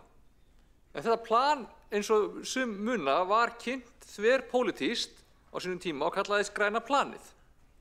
Ég ætla ekki að fara of mikið út í smáatriðin á því plani, en grundvallaratriðið í því snerist þá veigamiklu en mikilvægu ákvörðun að draga ekki saman seglin í COVID, heldur halda upp í öflugu þjónustustigi, stuðla að því með okkar krafti að minnstakosti að hagkerfið kólnaði ekki of mikið á þessum tíma, en í staðinn að reyna að vaxa út úr vandanum og draga þá frekar aðeins saman seglin þegar að COVID væri liðið. Það höfum við gert, það er það sem lagt var upp með og því var fylgt eftir. Áætlunin er að ganga eftir. Hún er að ganga hraðar og hún er að ganga betur en áhorfðist og það er mjög gott. Orðrómar það að við höfum bara verið á einhverju óstöðvandi eyðslufylliríi af því bara og höfum svo hætt við bara þegar við vorum tilneydd á ekki við nein rök að styðjast. Þetta var plan sem lagt var upp með. Ég veit það af því að ég var þar þegar að það plan var samið. Ég man hvað við ræddum, við hvern, og ég man af hverju við vorum öll sátt þetta plan. Við getum augljóslega og vissulega verið ósammála það hvernig átti að forgangsraða í átakinu í COVID eða hvernig ætti að forgangsraða við að draga saman seglin eftir COVID og hvort að það hefði getað gengið aðeins hraðar eða aðeins hægar með einhverjum öðrum aðilum, með öðrum flokkum. Augljóslega getum við alltaf verið ósammála það. En við getum ekki verið ósammála að þetta var planið og það að ganga og það verið að standa við planið. Stóru skilaboðin eru að samstaðan þessa áætlun hefur verið mikil. Hún hefur verið mikilvæg og ég nefni það aftur þvert á flokka.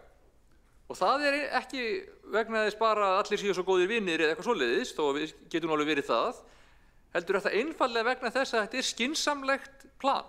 Það var sameiginleg ákvörðun og sameiginleg eftirfylgni. Og þess vegna þetta að ganga eftir. Og fyrir þann árangur má hrósa mörgum. Og þó svo að við í Pírötum og Samfylkingunni séum í rauninni þau einu sem erum búin að vera í meirihlutum alveg síðan þá voru flokkar í borgarstjórn þverpólitískt sammála þetta á sínum tíma og sameiginlegum blaðamannafundi árið 2020 voru allir flokkar sem þá voru í borgarstjórn með. Og þeir meirihlutar sem síðan hafa starfað hafa allir skilið þetta plan og verið sammála þessu plani. Í upphafi með okkur Pírötum og Samfylkingu voru það VG og Viðreisn, svo Framsókn og Viðreisn, nú Sósíalistarflokkur fólksins og VG. Þessir flokkar hafa allir lagt hönd á plóg og eiga raunverulega hrós skilið. Og bara, augljóslega á Einar sinn þátt í þessu, augljóslega á Lóa sinn þátt í þessu, bara, ég skal ekki fara að nefna alltaf, augljóslega þetta ekki eitthvað sem bara ég eða bara Heiða eða bara Dagur, þetta ekki eitthvað þannig, við erum búin að vinna að þessu saman. Starfsfólk borgarinnar og borgarbúar hafa líka verið með okkur í liði. Pólitíkin á þetta ekkert ein heldur, þvert á móti. Samstaðan þetta hefur verið mikilvæg og ég tel að öll sem hafa komið að þessu á þessu tímabili hafi skilið það og staðið með því. Það hefur ekkert verið sérstaklega erfitt að sannfæra fólk það í stórum dráttum að þetta sé góð hugmynd. Og ég tel meira að segja, ég kannski bara bjartsýniskona, en ég tel að jafnvel þó svo yrðu einhver massíf meirihlutaskipti þá myndu þeir flokkar sem tækju við alveg skilja þetta og í grófum dráttum standa með því áfram þó svo þau myndu kannski velja að forgangsraða öðruvísi innan plansins heldur við höfum verið að gera. Ég held að við séum öll svolítið þarna og ég vona það.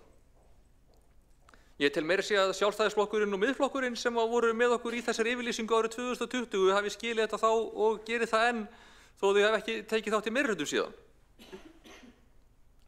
Stjórnendur borgarinnar og starfsfólk eiga líka ótrúlega mikið hrós skilið. Ekki bara fyrir það hversu ótrúlega vel þau stóðu sig í gegnum faraldurinn, heldur líka fyrir það hversu vel hefur gengið að aðlagast breyttum aðstæðum aftur eftir að COVID leið hjá. Ég ætla ekki að fara eitthvað mjög mikið út í það, en augljóslega hafa verið aðrir erfiðleikar. Birgðakeðjur vegna COVID voru lengi að taka við sér, stríð í Úkraínu og fleira. Nú sjáum við fram á mögulega einhvers konar tollastríð í heiminum eða þaðan að verra. Við skulum bara vona að allt fari ekki á versta veg, en starfsfólki okkar hefur staðið sig ótrúlega vel. Íbúar eiga líka hrós skilið. Þegar var sýnt þessum erfiðu aðstæðum skilning og tekið þátt í því með okkur að láta hlutina ganga. Og nú síðast með því að taka þátt í því ásamt starfsfólki og reyndar einstaka borgarfulltrúum að senda inn 265 tillögur að því hvernig við getum nýtt betur tíma og fjármuni borgarinnar. Þessi sameiginlega staðfesta okkar allra núna að skila sér. Rekstrarniðurstaða A og B hluta 10,7 milljarðar sem 14,2 milljörðum betra en 2023. Skuldaviðmið A og B hluta án Orkuveitu 104% sem 6% lækkun milli ára. Skuldaviðmið A hluta 77% og lækkar 5% milli ára sem bara gott á landsvísu. Heildar eignir A og B hluta 979 milljarðar og eiginfjárhlutfallið 46,4%. Tekjur jukust 10,3% og 25,8% hærri en 2023. Veltufé frá rekstri 40,3 milljarðar. En svo vil ég kannski líka nefna það að fjölgun stöðugilda var óveruleg á tímabildinu, þó reynt sé að halda öðru fram. Ég fór nú bara á milli ræða hérna og spurði fjármálastjóra og það var fjölgun 31 stöðugildi á árinu. Og það getur ekki talist mikil aukning á einu ári hjá svona stóru sveitarfélagi.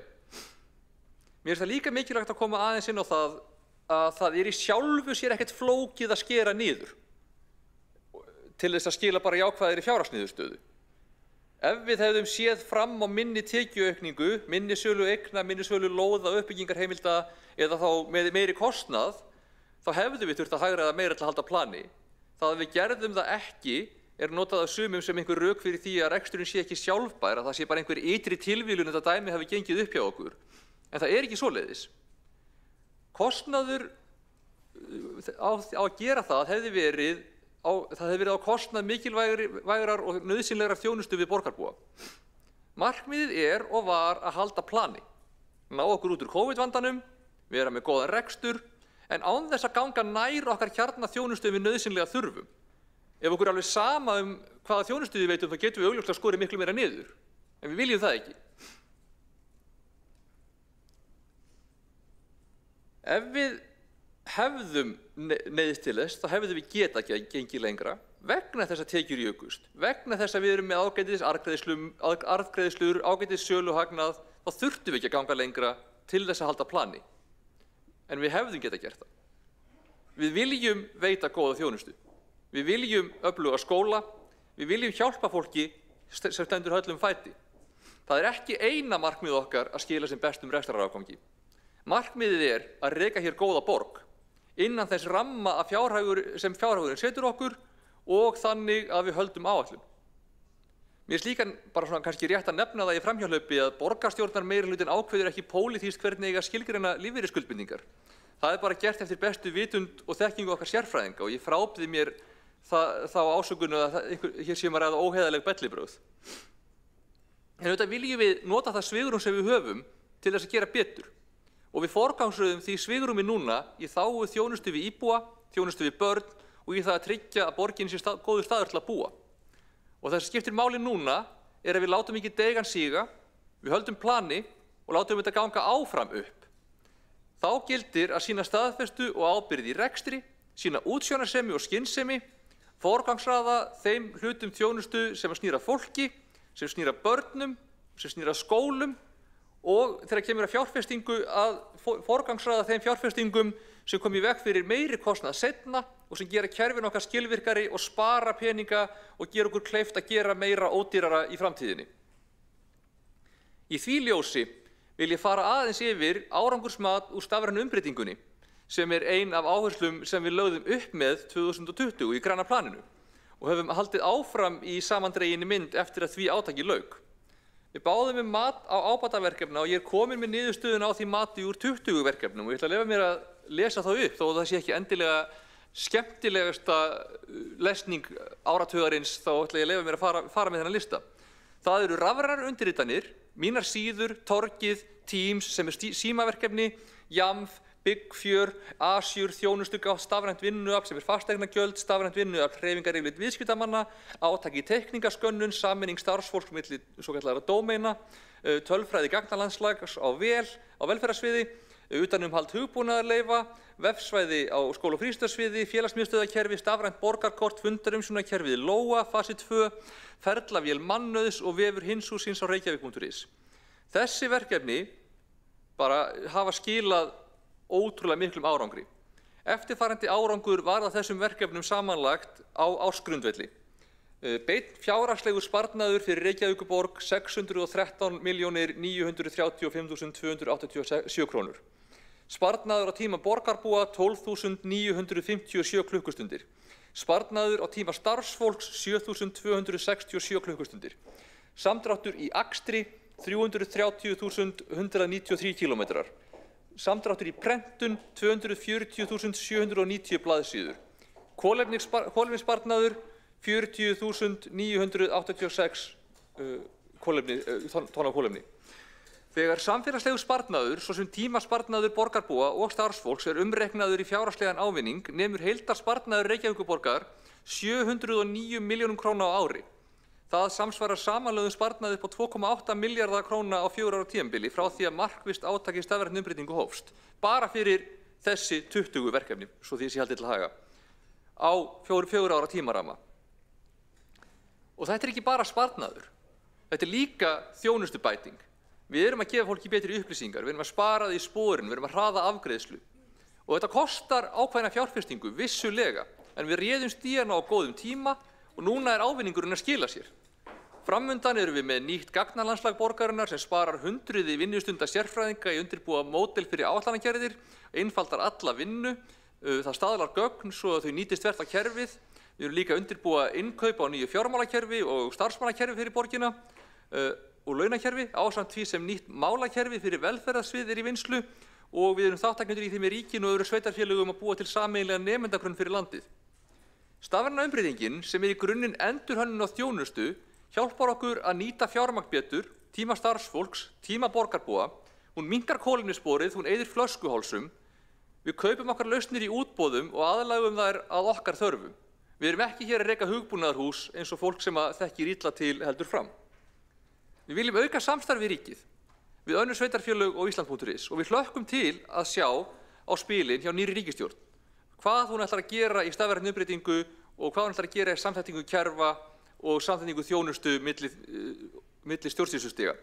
Ég veit að það til mikils að vinna og það mikill ávinningur sem getur náðst. Og það mun vissulega kosta vissa fjárfestingu. Það ákveðin grilla sem að fólk stundum haldið að ef maður fari í samstarf þá muni kostnaður hverfa. Það ekki þannig. Hann getur orðið minni, ávinningurinn getur orðið meiri en þetta kostar alltaf vissa fjárfestingu.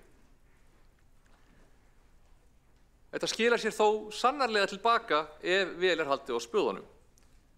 Við stöndum saman í þessu, ekki bara í meirihlutanum heldur við öll og ekki bara pólitíkin heldur öll borgin. Og við erum með plan, við erum að standa við það. Og það sem skiptir máli núna að halda áfram að sýna skýra forystu og sýn. Við ætlum vissulega að gera enn betur í þjónustu, í skólu, í velferð. En við ætlum ekki að setja fjárhag borgarinnar í uppnám. Við erum mjög meðvituð það traust sem borgarbúar hafa sýnt okkur, þá ábyrgð sem fólgin í því að fá að fara með stjórn borgarinnar. Við ætlum að gera þetta áfram vel.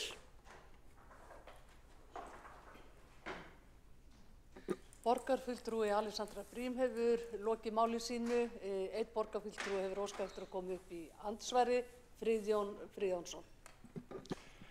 Forseti, takk fyrir að taka eftir mér. Mér langar til þess að spyrja borgarfulltrúan aðeins út í varðandi þessa stafrænu þróun sem við höfum verið í. Því að ég sé því miður ekki hvar sparnaðurinn hefur í raun og veru komið fram. Starfsfólki hefur ekki fækkað. Kostnaður hefur ekki minnkað. Og mér langar bara til þess að fá að vita svona aðeins betur, hefur einhverjum verið sagt upp eða hafa starfsmönnum með einhverjum hætti fækkað vegna þessa stafræna ferils sem við höfum verið í. Borgarfulltrúi Friðjón Friðjónsson hefur lokið við að veita andsvar. Þá svarar andsvari borgarfulltrúi Alexandra Briem. Forseti, já, vissulega hefur verið beinn fjárhagslegur sparnaður. Bara þessum 20 verkefnum á ársgrundvelli eru það 613 milljónir. Það vissulega ekki alltaf þannig að fólki sé sagt upp þegar að vinnusparnaður verður. Það hins vegar þannig að það sparar okkur að þurfa að fara í frekari ráðningar. Það þannig að við getum unnið hraðar niður verkin sem að bíða eftir okkur. Það þannig að sérfræðingarnir okkar sem eru oft á háum launum geta innbeitt sér að kjarna starfsemi starfana sinna en þurfa ekki að eyða mjög miklum tíma í að kannski svara fyrirspurnum eða vinna hliðarverk sem er hægt að gera auðveldari eða hraðari með stafrænu umbreytingu. Það þannig að við höfum getað fært verkefni milli staðsetninga í borgarkerfinu vegna þess að það losnaði svigrúm þegar að starfsfólk hafði meiri lausan tíma í stað þess að þurfa að ráða nýja eða bíða með verkefni. Þannig að ég myndi segja að það að þetta gat gengið ágætlega upp með svona lítil fjölgun stöðugilda á þessu ári hafi að minnstakosti verið að einhverjum hluta stafrænni umbreytingu að þakka. Borgarfulltrúi Alexandra Briem hefur lokið við að svara andsvari. Þá veitir andsvar öðru sinni borgarfulltrúi Friðjón Friðjónsson. Forseti, ég er bara að velta fyrir mér, sko, hefur starfsfólki í þjónustu til dæmis á skipulagssviðinu við það að núna má skila inn skjölum rafrænt og við þurfum ekki lengur að skanna inn, hefur starfsfólki þar fækkað eða annar staðar í borgarkerfinu, vegna þess að við sáum það á tölunum sem við vorum að horfa á áðan hjá borgarfulltrúa oddvita Sjálfstæðisflokksins Hildi Björnsdóttur, starfsfólki í borgarkerfinu hefur fjölgað. Þannig að hvar hefur þessi sparnaður komið fram í raun og sann? Borgarfulltrúi Friðjón Friðjónsson hefur lokið við að veita andsvar. Þá svarar andsvari borgarfulltrúi Alexandra Briem. Forseti, eins og ég fór yfir þá fjölgaði 31 stöðugildi á árinu og það er ekki mjög mikil fjölgun. Ég tel að hún hefði orðið meiri án stafrænu umbreytingarinnar. Það er líka þannig að starfsfólk var flutt á milli verkefna og það var hægt að taka verkefni til dæmis í svörun við íbúa þannig að þau færu ekki jafn mikið á sérfræðingana sem að geta einbeitt sér að verkefnunum sínum og það er ekki sjálfstætt markmið að fækka starfsfólki en frekar að geta komist hjá því að fjölga því. Það er ennþá töluvert mikið álag eins og umhverfis skipulagssviði að vinna skipulagsmál, að vinna úr beiðnum, að vinna úr deiliskipulögum og við þurfum bara allt það auka svigrúm sem við getum skapað okkur þar með því að eyða tíma minna í verkefni sem hægt er að gera sjálfvirkari.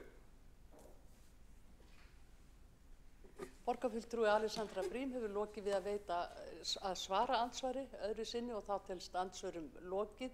Næst tekur til máls borgarfulltrúi Sanna Magdalena Mörtudóttir.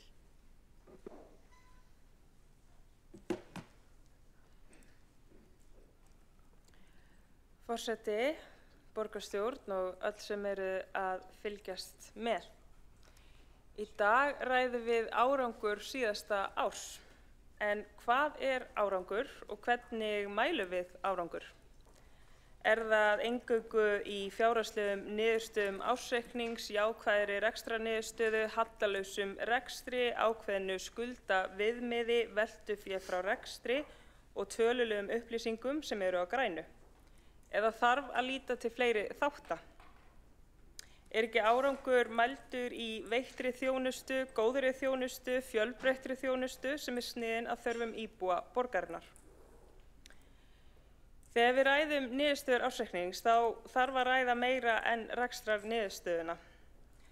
Við erum hér til þess að reka góða borg þar sem tryggja þarf grunninn, húsnæði og velferð. Og lítandi einmitt til velferðarsviðs og þá vitum við að tekjumöguleikar sveitarfélaga eru ekki margir og lengi hefur verið rætt samskipti ríkis og sveitarfélaga í þeim efnum. Þegar litið til velferðarsviðs þá má sjá að annar rekstrarkostnaður var 7,7% umfram fjárheimildir og frávik skýrist að stærstum hluta af þjónustu við börn og ungmenni með fjölþættan vanda.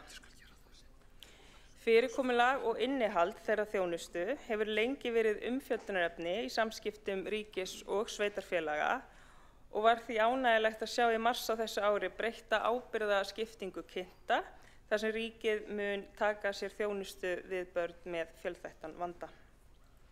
Það er okkar hlutverk að veita íbúum Reykjavíkur góða þjónustu með sem hagkvæmustum hætti og leggja grunn að auknum lífsgæðum borgarbúa til lengri og skemmri tíma. Og í dag erum við að tala tölur. 145.931 íbúi bjó í Reykjavík þann 1. desember 2024. Þetta kemur fram í greinargerð með ársreikningi og við þurfum að tryggja góða þjónustu við alla þessa íbúa og við vitum að því verki er sennilega aldrei lokið. Við þurfum að tryggja lífsgæði til framtíðar og það gerum við meðal annars með skynsamlegum og nauðsynlegum fjárfestingum því að viðhaldsskuldir kosta seinna meir og aðgerðaleysi kostar. Þess vegna snýst þessi stutta ræða mín í dag að við lítum til fleiri þátta en einungis fjárhagslegrar niðurstöðu þegar við greinum stöðuna, að því við þurfum sífellt að hugsa hvað kostar að veita ekki ákveðna þjónustu og hvað kostar að skera niður í ákveðni þjónustu sem á ekki við niðurskurði.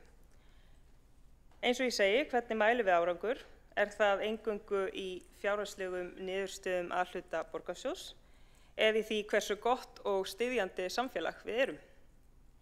Ég trúi að framtíðin sé björt og að við munum gera það besta til að sýna ráðdeild í rekstri en jafnframt tryggja góð lífsgæði til handa öllum borgarbúum. Takk fyrir.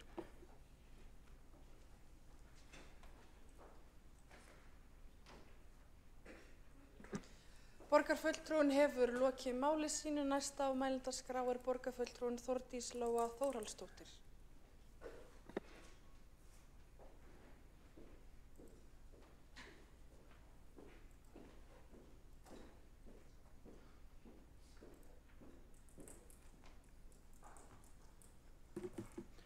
Borgarstjórn, allra skemmtilegasta umræðefni dagsins eða ársins, þar sem við horfum í baksýn í speilin. Við erum hér að ræða ársreikning 2024 og mér langar að byrja á að koma með viðbragð við ræðu oddvita Sósíalistaflokks Íslands í Reykjavík, Sannu Magdalenu Mörtudóttur. Ég er algjörlega ósammála því að við stillum upp fjármálum annars vegar og þjónustu hins vegar. Þetta er sama keðjan og ef við náum ekki að skilja það, þá held ég að við séum ekki á góðum stað. Við verðum alltaf að vera í góðum rekstri til þess að geta boðið upp á góða þjónustu, en ekki annað hvort. Þannig að mér finnst bara gríðarlega mikilvægt að við náum þessum þræði og þessari sýn. Og ég bara vona það að við séum ekki alltaf að setja peningana sem eitthvað vondi kallinn og þjónustuna við fólki okkar góða kallinn eða konuna eða hvað við ætlum að vera. Þetta er samtvinnað. Við verðum að gera þetta saman. En förum aðeins yfir ársreikninginn. Ef við bara förum í tölurnar, að búið að fara yfir allar þessar tölur, þið eru með öll þessu gögn, ég ætla ekki að þreyta ykkur mikið, en staðreyndin er samt sem áður sú að þetta er góður ársreikningur á grundvelli sterkrar tekjuaukningar, en við erum ennþá í fjárhagslegri spennu. Við skulum ekki sofa neitt á verðinum með það. Jákvæð rekstrarniðurstaða og hærri tekjur eru góð batamerki fyrir borgina, en á sama tíma vitum við að við erum með undirliggjandi veikleika í kostnaðarstýringu og í fjárhagslegri sjálfbærni og ég ætla að fá að koma aðeins seinna inn á það. En þetta er bara fín niðurstaða. 10,7 milljarðar fyrir samstæðuna, 4,7 milljarðar fyrir heildina. Þetta er að mestu leyti, við getum ekkert hort fram hjá þeirri staðir, þetta er að mestu leyti drifið fram á hækkun tekna, ekki að einhverju stórkostlegri niðurfellingu kostnaðar, en við sjáum samt sem áður að aðhaldsaðgerðirnar sem við fórum í árið 2023 og 2024 hafa bara virkað ágætlega. Það er ekki eini drifkrafturinn í þessu, sannarlega ekki, það er tekjuaukningin. En kostnaður hefur ekki aukist í takt við það sem áður var, þannig að aðhaldsaðgerðirnar sem hér voru samþykktar og svo viðspyrna sem hér var samþykkt hefur bara virkað ágætlega og við getum bara alveg klappa okkur öll á bakinu með það. Það er náttúrulega bráðfyndið að við hér í borgarstjórn séum að metast það hverjum sé að þakka. Hvort það sé einhverju fjármála snildi einstakra flokka eða borgarstjóra. Eru við brennuvargar eða eru við slökkvilistjórar? Hvað eru við hinn þá sem sitja hérna? Eru við forvarnarfulltrúar? Ég bara spyr. Eru við sú sem pössum upp á að enginn kveiki í eða það þurfi slökkvilistjóra? Ég bara, nei félagar, við eigum þetta öll saman því að hér í borgarstjórn, það vitum við að hér gerir enginn neitt einn. Þannig að mér langar bara að byrja því að óska allri borgarstjórn, hvort sem við vorum í meirihluta einhvern tímann eða ekki, til hamingju með bara stórfínan árangur. En gleymum því ekki að það er samt sem áður staðreynd að niðurstaða og góð niðurstaða langflestra sveitarfélaga í ársreikningu 2024 eru drifin áfram af hækkun tekna og viðbragði þessara sveitarfélaga við kostnaðaraukningu sem var á COVID-árunum okkar. Förum aðeins stutt yfir þetta. Rekstrargjöld hækka þó nokkuð og mörg svið fara yfir fjárheimildir. Já, það bara staðreynd. Og þetta þekkjum við, barnaverndin er búið að draga þetta hérna fram, leikskólar og vetrarþjónusta og þetta á ekki að koma neinum hér á óvart. Barnaverndina þekkjum við öll og það bara mjög mikilvægt að við finnum viðeigandi lausnir á því með stjórnvöldum. Vetrarþjónustan stórbætt, við getum bara verið ógeðslega ánægð með blessuðu bókina eins og búið að gera mikið grínað, en hún virkaði. Þetta bara virka vel. Þetta bara miklu betri þjónusta en hvað? Jú, hún kostar líka mikið meira og við höfum ekki verið að áætla fyrir henni, þannig að auðvitað þurfum við að skoða hvernig við ætlum að áætla fyrir svona sveiflukenndri þjónustu, en til hamingju borgarstjórn, vetrarþjónusta borgarinnar bara miklu betri heldur en hún var. Má bæta hana alveg 100%, vitum við hvernig hún verður á næsta ári, ekki guðmund. En vel gert. Leikskólar sá þáttur sem mikilvægt að horfa til.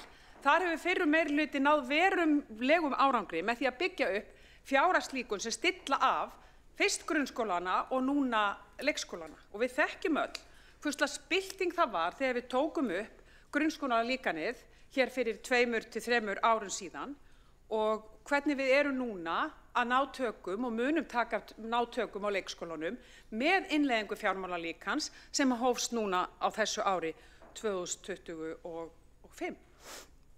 Gleymum því ekki hvar við vorum bara fyrir nokkrum misserum síðan, þar sem stöðugar yfirkeyrslur grunnskóla og leikskóla voru, sem var í rauninni ekkert annað en fjármálaleg óstjórn og þessi óstjórn, hún heyrir núna sögunni til. Og hverju eru þakka? Það er því að þakka að þessi borgarstjórn hér, hún tók í taumana. Og hún þorði að gera grútleiðileg líkön sem var gert mikið grín af, en þau virka. Þau stilla þetta allt saman af og það þarf náttúrulega eðlilega að endurskoða þau stöðugt. Og mér langar bara óska til hamingju með þennan árangur fjármálasviðin okkar, en ekki síður skóla- og frístundasviði og öllu því starfsfólki sem tók þátt í þessari þverfaglegu vinnu, því að hún var erfið, hún var flókin, en kæru félagar, hún að virka. Þannig að ég vona að ég standi hérna að ári, horfandi á ársreikning 2025 og við sjáum ekki svona mikla yfirkeyrslu leikskólana. En þetta mun taka lengri tími en 1 ár, ég átta mig alveg á því. Svo langar mig líka að draga fram annað jákvætt og það að Reykjavíkurborg fær hæstu einkunn fyrir græn skuldabréfaútgáfu. Ég segi bara til hamingju með það. Kæru félagar, það voru við hérna í þessari borgarstjórn sem riðum á vaðið og höfum verið að gefa út bæði græn og félagsleg skuldabréf. Þannig að þarna Reykjavík í algjöru forgöngu og það frábært. En við langar aðeins að draga fram pólitíkina samt. Einn góður árangur í ársreikningi ekki nóg og við getum ekki bara byrjað að eyða 4,7 milljörðum eins og mörg virðast halda. Við erum bara alls ekkert komin á lygnan sjó. Það skiptir öllu máli núna að áframhaldi hér skýr fjármálastefna sem fylgi annars þeirri góðri stefnu sem að við samþykktum hér og borgarstjóri fór aðeins yfir á hann. En í henni einmitt grundvallast þessi umræða sem við erum svolítið að ræða hér í dag og það sjálfbærnin til lengri tíma. Sem algjört lykilatriði að mínu mati. Bara þannig verður tryggður stöðugleiki í fjármálum borgarinnar. Og við þessu þurfum við alltaf að vera að bregðast við. Það er nokkur langtíma markmið sem við settum okkur til 5 ára. Ábyrg ráðstöfun fjármála, áframhaldandi aðhald í rekstri og fjárfestingu fyrir borgarbúa og ég tala áframhaldandi aðhald í rekstri. Við skulum ekki daðra neitt við þá von að við getum bara farið að eyða peningum hér. Við þurfum að halda vel á spöðunum. Fjármunum verður að forgangsraða í þágu samfélagslegra innviða með áherslu á verkefni sem stuðla að umhverfislegum, samfélagslegum og fjárhagslegum ávinningi. Þetta erum við alveg skýr með og við verðum að tryggja festu og fyrirsjáanleika í fjármálastefnu og stjórn borgarinnar til langtíma. Og ég dreg þetta sérstaklega fram núna því að þegar pólitíkin í svona limbodansi eins og við hérna í borgarstjórn erum núna, þar sem við erum með skammtíma samstarfsflokka sem vinna saman núna í 1 ár og við vitum ekkert hvað framtíðin ber skauti sér, en við vitum líklegast á öllu leyti að þetta er ekki veruleiki sem við stöndum frammi fyrir eftir kosningar eftir ár. Og ég legg bara miklu áherslu á það að það verði ekki gerðar einhverja kollhnísæfingar með skammtíma leiðarljós að loki. Og ég er því fegin að heyra hér í fulltrúum samstarfsflokkanna tala að það eigi að halda sig við langtíma sýn og fjármálastefnu eins og hún birtist og hefur verið samþykkt hér í borgarstjórn. Mér langar aðeins að fara ofan í svona nokkur atriði. Það er þetta jafnvægi í rekstrinum. Það er að Reykjavíkurborg verði hagstæð fyrir fjölskyldufólk til að búa í. Þetta drögum við ágætlega fram í þessum ársreikningi. Mér langar líka aðeins að ræða launaútgjöld og hlutfallatekjum og hér hefur verið þrætt stöðugildi versus fjölgun starfsmanna. Við virkjum náttúrulega 2023 stór auki eftirlit með ráðningum. Hér er svona gert grín að því eins og það hafi verið bara einhver fyndin tilraun en við skulum bara ekki gleyma því að hún virkaði. En ég ætla ekki að fara inn í þetta víravirki sem eitthvað svona leikfimi æfingar eru. Heldur minni ég bara á það að við erum með mælaborðina. Við erum með mælaborð sem er langbesta vísbendingin það hvert við stefnum í launahlutfalli og það segir bara alveg skýrt. Við ætlum að vera með launakostnað undir 80%. Spurningin erum við það eða erum við það ekki? Og það er ekki fyrir en við erum komin undir það að við erum komin á grænt. Þannig að hvort að þeim hefur fjölgað eitthvað stöðugildunum eða starfsmönnunum og hvað allt þetta fólk að gera, við treystum okkar starfsfólki úti til þess að meta það, en það er ekki fyrir en við erum komin með launakostnaðinn undir 80%. Og nú bara framkallið þið myndina sem að borgarstjóri sýndi hérna áðan af þessum mælakvörum, því þessi mælieining er þar. Undir 80% af launakostnaði, ekkert annað í boði. Við erum ekki komin þangað, við erum hins vegar siglum þangað hraðbyrt ef þið horfið bara á þessa góðu töflu okkar. Svo erum við að tala um hagræðingarrekstri með áherslu á að leita hagkvæmustu leið til útfærslu og þjónustu og rekstri í borginni. Og af hverju er ég að draga fram þetta markmið og fjármálastefnu? Jú, þarna er nefnilega verið að vísa í hvað á að innvista og hvað á að útvista. Og það er að skoða það vel, segir í fjármálastefnunni. Nú sjáum við í því fyrsta sem við heyrum í fréttum af hagræðingartillögum sem komu frá starfsfólki og borgarfulltrúum og íbúum að það séu margar tillögur þar að minnka eigi útvistun. Og ég bara vara við því að við hlaupum og eftir einhverjum svona kreddu hugmyndum þar sem að það bara ein leið, það bara hætta að útvista. Þetta markmið okkar í fjármálastefnunni segir við eigum ávallt að vera að skoða það. Og ég hef áhyggjur af því ég veit að hér í þessum sal eru flokkar sem vilja bara banna útvistun. Það er ekki góð fjármálastjórn. Við eigum alltaf að vera að skoða hvað við ætlum að útvista og hvað ekki, en við eigum líka að viðhalda góðu eftirliti. Við eigum að vera á tánum. Við eigum ekki bara að útvista og gleyma því. Við eigum að láta þau sem við erum að biðja að vinna vinnuna fyrir okkur gera það vel og að passa upp á það stöðugt að þau séu að gera það. Svo eru nokkur atriði sem snúa innkaupum og hagkvæmum lausnum í rekstri og þarna eigum við bara kærufélagar gríðarlega mikið inni. Við erum bara mjög skammt á veg komin að geta sagt það að hér séum við með geggjaða samræmingu á innkaupum á byrðum fyrir borgina í heild. Þarna eru bara stórar tölur kærufélagar og við eigum að hlaupa á eftir þeim og við þurfum að koma okkur upp kerfi sem virkar. Þetta er ekkert nýtt undir þessari sól, við erum í rauninni ekkert annað en fyrirtæki, við eigum að geta innleitt nákvæmlega eins og stóru fyrirtækin að gera út allan heim, einhvers konar geggjað innkaupasystem. Af hverju erum við ekki búin að því?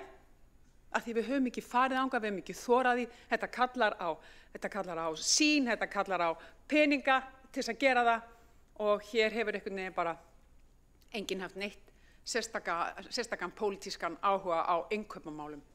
En allir hafa samt rosalega mikla pólitíska sýnum að við séum að eyða peningum. En þetta er ekki við starfsfólkið okkar að sakast. Þetta er við pólitíkina hérna að sakast. Við eigum að setja augun á þennan bolta. Innkaupamálin eru risamál. Ég ætla svo að minna á að biblían okkar í rauninni í fjármálum þessi fjármálastefna.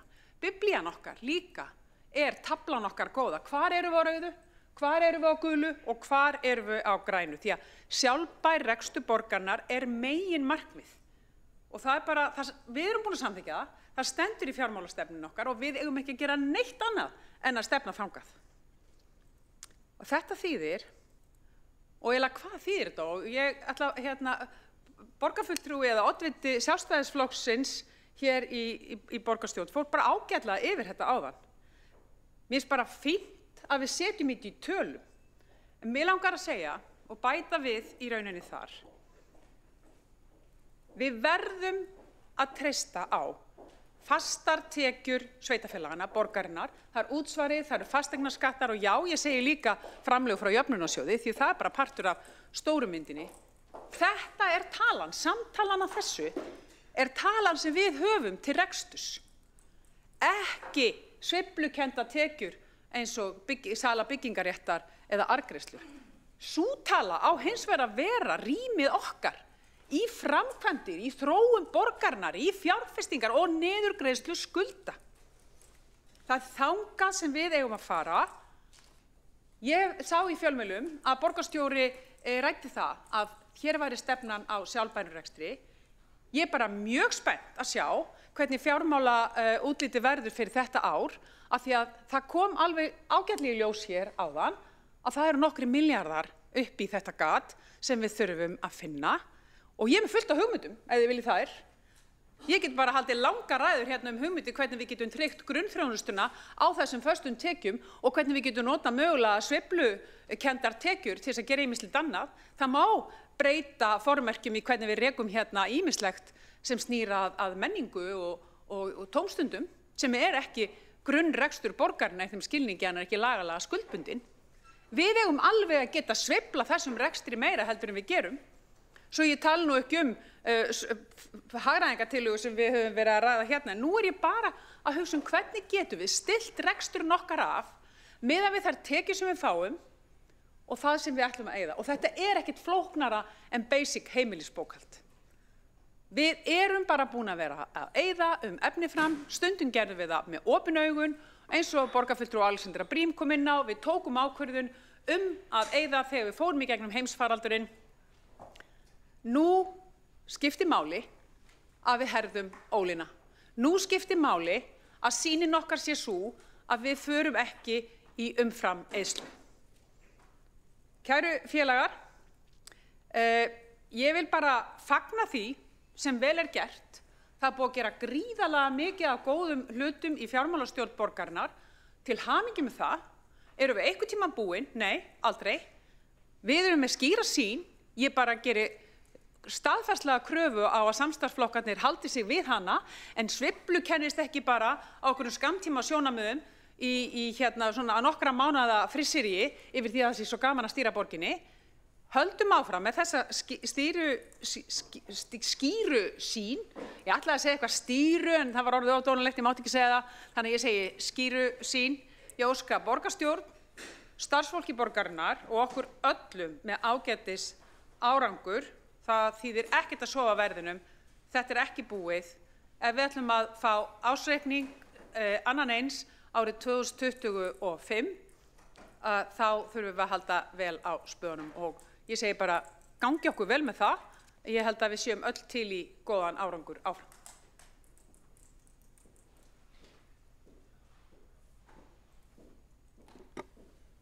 Borgarfulltrúin hefur lokið við mál sitt. Næsta mælendaskrá borgarfulltrúin Helga Þórðardóttir.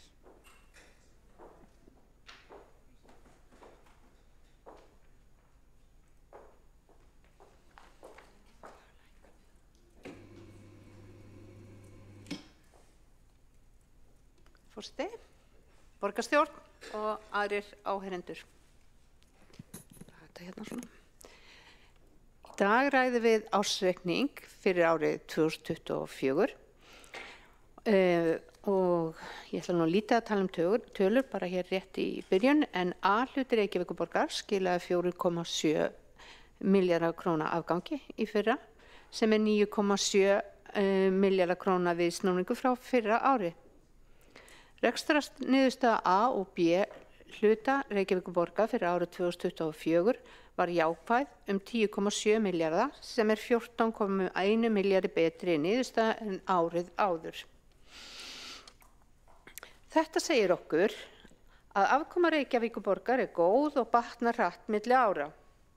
Tekjur vaxa hraðar en gjöld. Skuldahlutföll lækka og niðurstaðan talsvert betri en áætlanir gerðu ráð fyrir.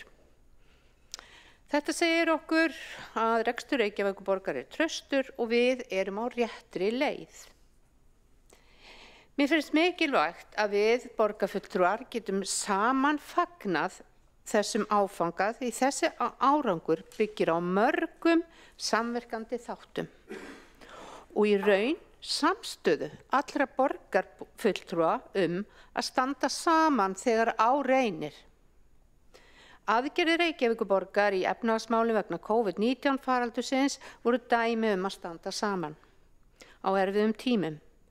Þá stóðu allir borgarfulltrúar saman aðgerðir til að bregðast við áfallinu sem COVID-19 faraldurinn hafði í för með sér og þá voru allir flokkar sammála að leggja áherslu á velferð borgarbúa, afkomu þeirra og grunnstoðir samfélagsins. Markmið aðgerðanna var að stytta niðursveifluna, verja lífsafkomu og lífskjör allra borgarbúa, styðja við endurreisn fyrirtækja og atvinnulífs. Þarna var samstillt átak að ræða og Flokkur fólksins, Miðflokkurinn, Sjálfstæðisflokkurinn og sósíalistar voru sammála þáverandi meirihluta mikilvægi þessara aðgerða. Aðgerðnar fólu í sér aukinn kostnað fyrir borgina eins og til dæmis niðurfelling gjalda vegna skertrar þjónustu, lækkun fasteignagjalda og ýmislegt fleira sem ég ætla ekki að rekja hér frekar.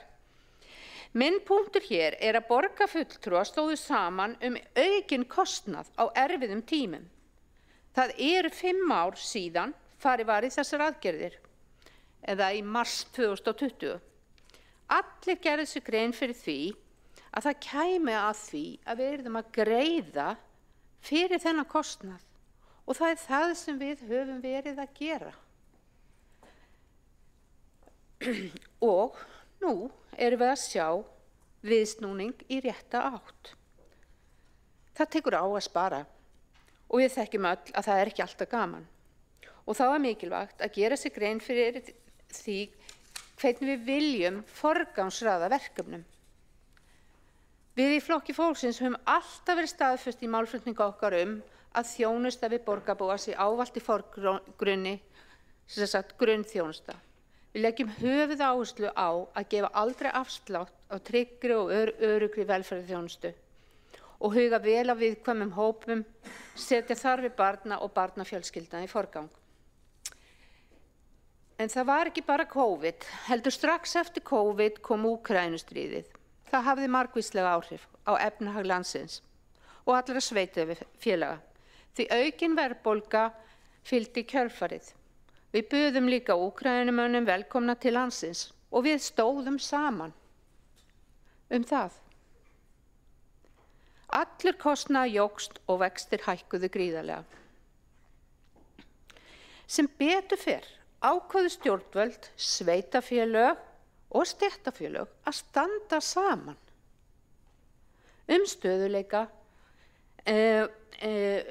stöðugleikasamningana í fyrra.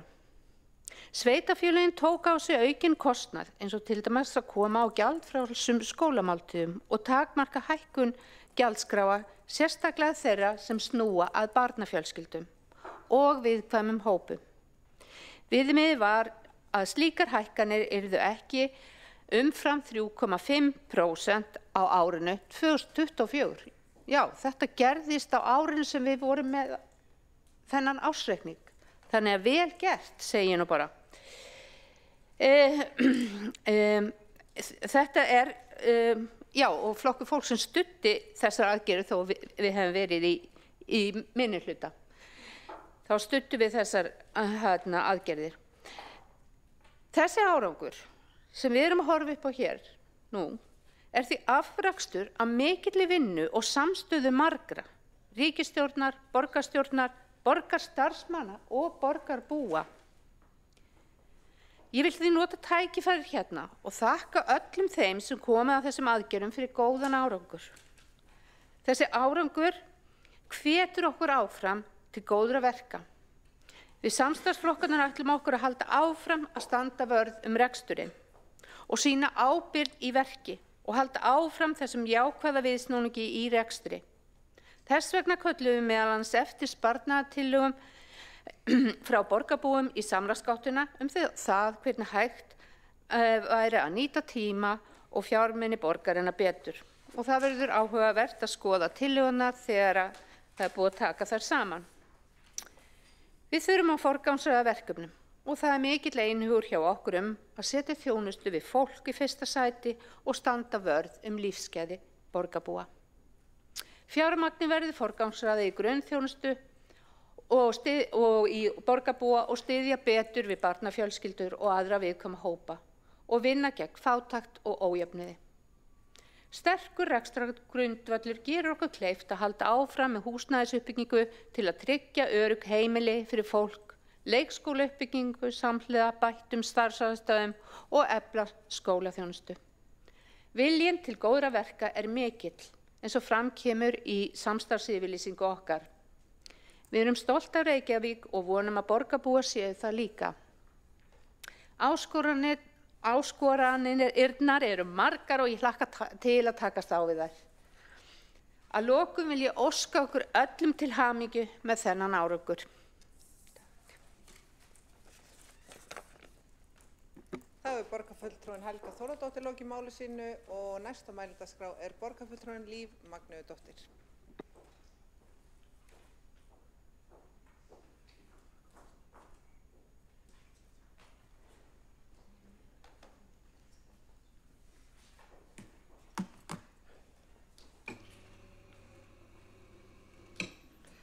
Forseti, fámenna borgarstjórn. Ég ætla svo sem ekki að hafa þetta sérstaklega langt vegna þess að þetta er bara hin klassíska umræða ársreikninginn og það er svo sem ekkert sem við getum gert núna. Þetta er bara staðan. Þetta er baksýnisspegillinn eins og borgarstýrar nefndi. En hins vegar þá eru þetta auðvitað vísbendingar hver staðan er og hvað við getum svo gert í framhaldinu. Ég held að við þurfum að rýna vel hvað var gert á síðasta ári og hvað var ekki gert. Það var til að mynda fjárfest minna en á þar síðasta ári og það er eitthvað sem við megum rýna vandlega, sérstaklega miðað við þær lántökur sem við höfum farið í. Akkur var ekki fjárfest meira. Skuldastaða við áramót segir líka auðvitað sína sögu. Hvert er lánshæfi okkar og rekstrarafgangurinn og svo framvegis. Þetta getum við ekki breytt þessu núna en við getum þá skoða þetta og hvað við getum gert betur í framhaldinu. Við þurfum auðvitað að huga að veltu fé frá rekstri og ég held að þrátt fyrir mikla pólitík hér hjá samstarfsflokkunum að þá munum við ávallt standa vörð velferðarmálin og leikskólana og grunnskólana en líka menninguna. Við ætlum ekki að loka bíóparadís fyrir einhvern einskiptiskostnað. Við ætlum auðvitað að halda áfram að gera þessa borg skemmtilega, svo eitthvað dæmi sé tekið. Og þá skiptir máli að hafa pólitíska sýn. Og þessi ársreikningur, mér finnst að hann vera dálítið svona lela. Við auðvitað skuldsetjum okkur fyrir eitthvað. Markmið stjórnmálamanna er ekki bara að greiða niður skuldir, en það er vissulega mjög mikilvægt að gera það. En við þurfum líka stundum að skuldsetja okkur til skamms tíma til þess að hrinda verkefnum í framkvæmd sem að skipta borgarbúa máli. Mér langar líka að benda á það að við höfum ekki tekið græn skuldabréf á síðasta ári og það er eitthvað sem við mættum kannski skoða í framhaldinu. Og svo held ég líka að við mættum huga því að væri meiri áhugi á skuldabréfaútboði Reykjavíkurborgar á næsta ári.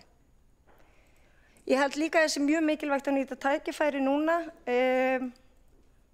með Flokk fólksins og Samfylkinguna hér við stjórnvöld í borginni, hér stjórnvölinn, og að ná þá því sem útistandandi í samskiptum milli ríkis og sveitarfélaga. Það held ég að skipti gríðarlega miklu máli að borðið sé hreinsað, að sveitarfélögin að Reykjavíkurborg sé ekki taka á sig verkefni sem að sannarlega lögum samkvæmt ríkið á að gera. Þetta held ég að sé verkefni framöndan. Ég ætla svo sem ekki að hafa fleiri orð en það. Borgarstýra á einnig eftir að klára sína yfirferð á ársreikningnum, en ég held að þetta sé alltaf samvinnuverkefni og það er alltaf borgarstjórn sem að ber að lokum fulla ábyrgð á því hvernig útkoman er. Og það hefur líka sýnt sig að því að hérna hefur það verið rætt að við tókum höndum saman í COVID alveg þvert á flokka og gerðum einhverja stefnu til langs tíma sem að skila sér. Og það er eitthvað sem að við mögum líka skoða í framhaldinu, að við séum með einhverja áætlun og við séum að halda okkur við hana. Það eru utanaðkomandi áhrif sem að við getum ekkert endilega stýrt, en þá þarf líka reksturinn og fjárhagurinn að vera góður svo við getum tekist á við vonda tíma. Þannig að við séum viðbúin áföllum. Og það er ársreikningurinn sem að ég vona að við skilum á okkur næst. Annars hlakka ég bara til að fara í fjárhagsáætlanagerðina með ykkur og að þar verði mjög skýrar félagslegar áherslur og pólitískar línur sem að dragi bátinn áfram. Þá er borgarfulltrúin Líf Magnúsdóttir lokið máli sínu og einn hefur óskað eftir að veita andsvar og það er borgarfulltrúin Einar Þorsteinsson. Forseti, mér langaði að spyrja borgarfulltrúa Líf Magnúsdóttur út í orðinnar lántökur á síðasta ári og fjárfestingarverkefnin sem að við fórum í. Mér langaði bara að fá aðeins skýrar fram frá borgarfulltrúanum, hefði Líf Magnúsdóttir borgarfulltrúi vilja taka meiri lán og ráðast í meiri fjárfestingar en við gerðum á síðasta ári. Í ljósi þess að það voru markaðir erfiðir, álagið á skuldabréfin okkar voru vextir voru háir og það var ástæðan fyrir því að við vorum ekki að sækja meiri lántökur en í brýnustu verkefnin. Hefði borgarfulltrúin viljað fjármagna borgina á þessum slæmu kjörum til þess að geta fjárfest meira? Þá er borgarfulltrúin Einar Þorsteinsson lokið við að veita andsvar og svara þá andsvari borgarfulltrúin Líf Magnúsdóttir. Forseti, það var auðvitað þannig að lánin voru ekki að fullu nýtt fyrir allar þær fjárfestingar sem að fyrirhuga var að fara í. Þannig að áætlun í þeim efnum stóðst ekki. Þannig að það hefði alveg mátt fjárfesta meira, þannig að svaraði já.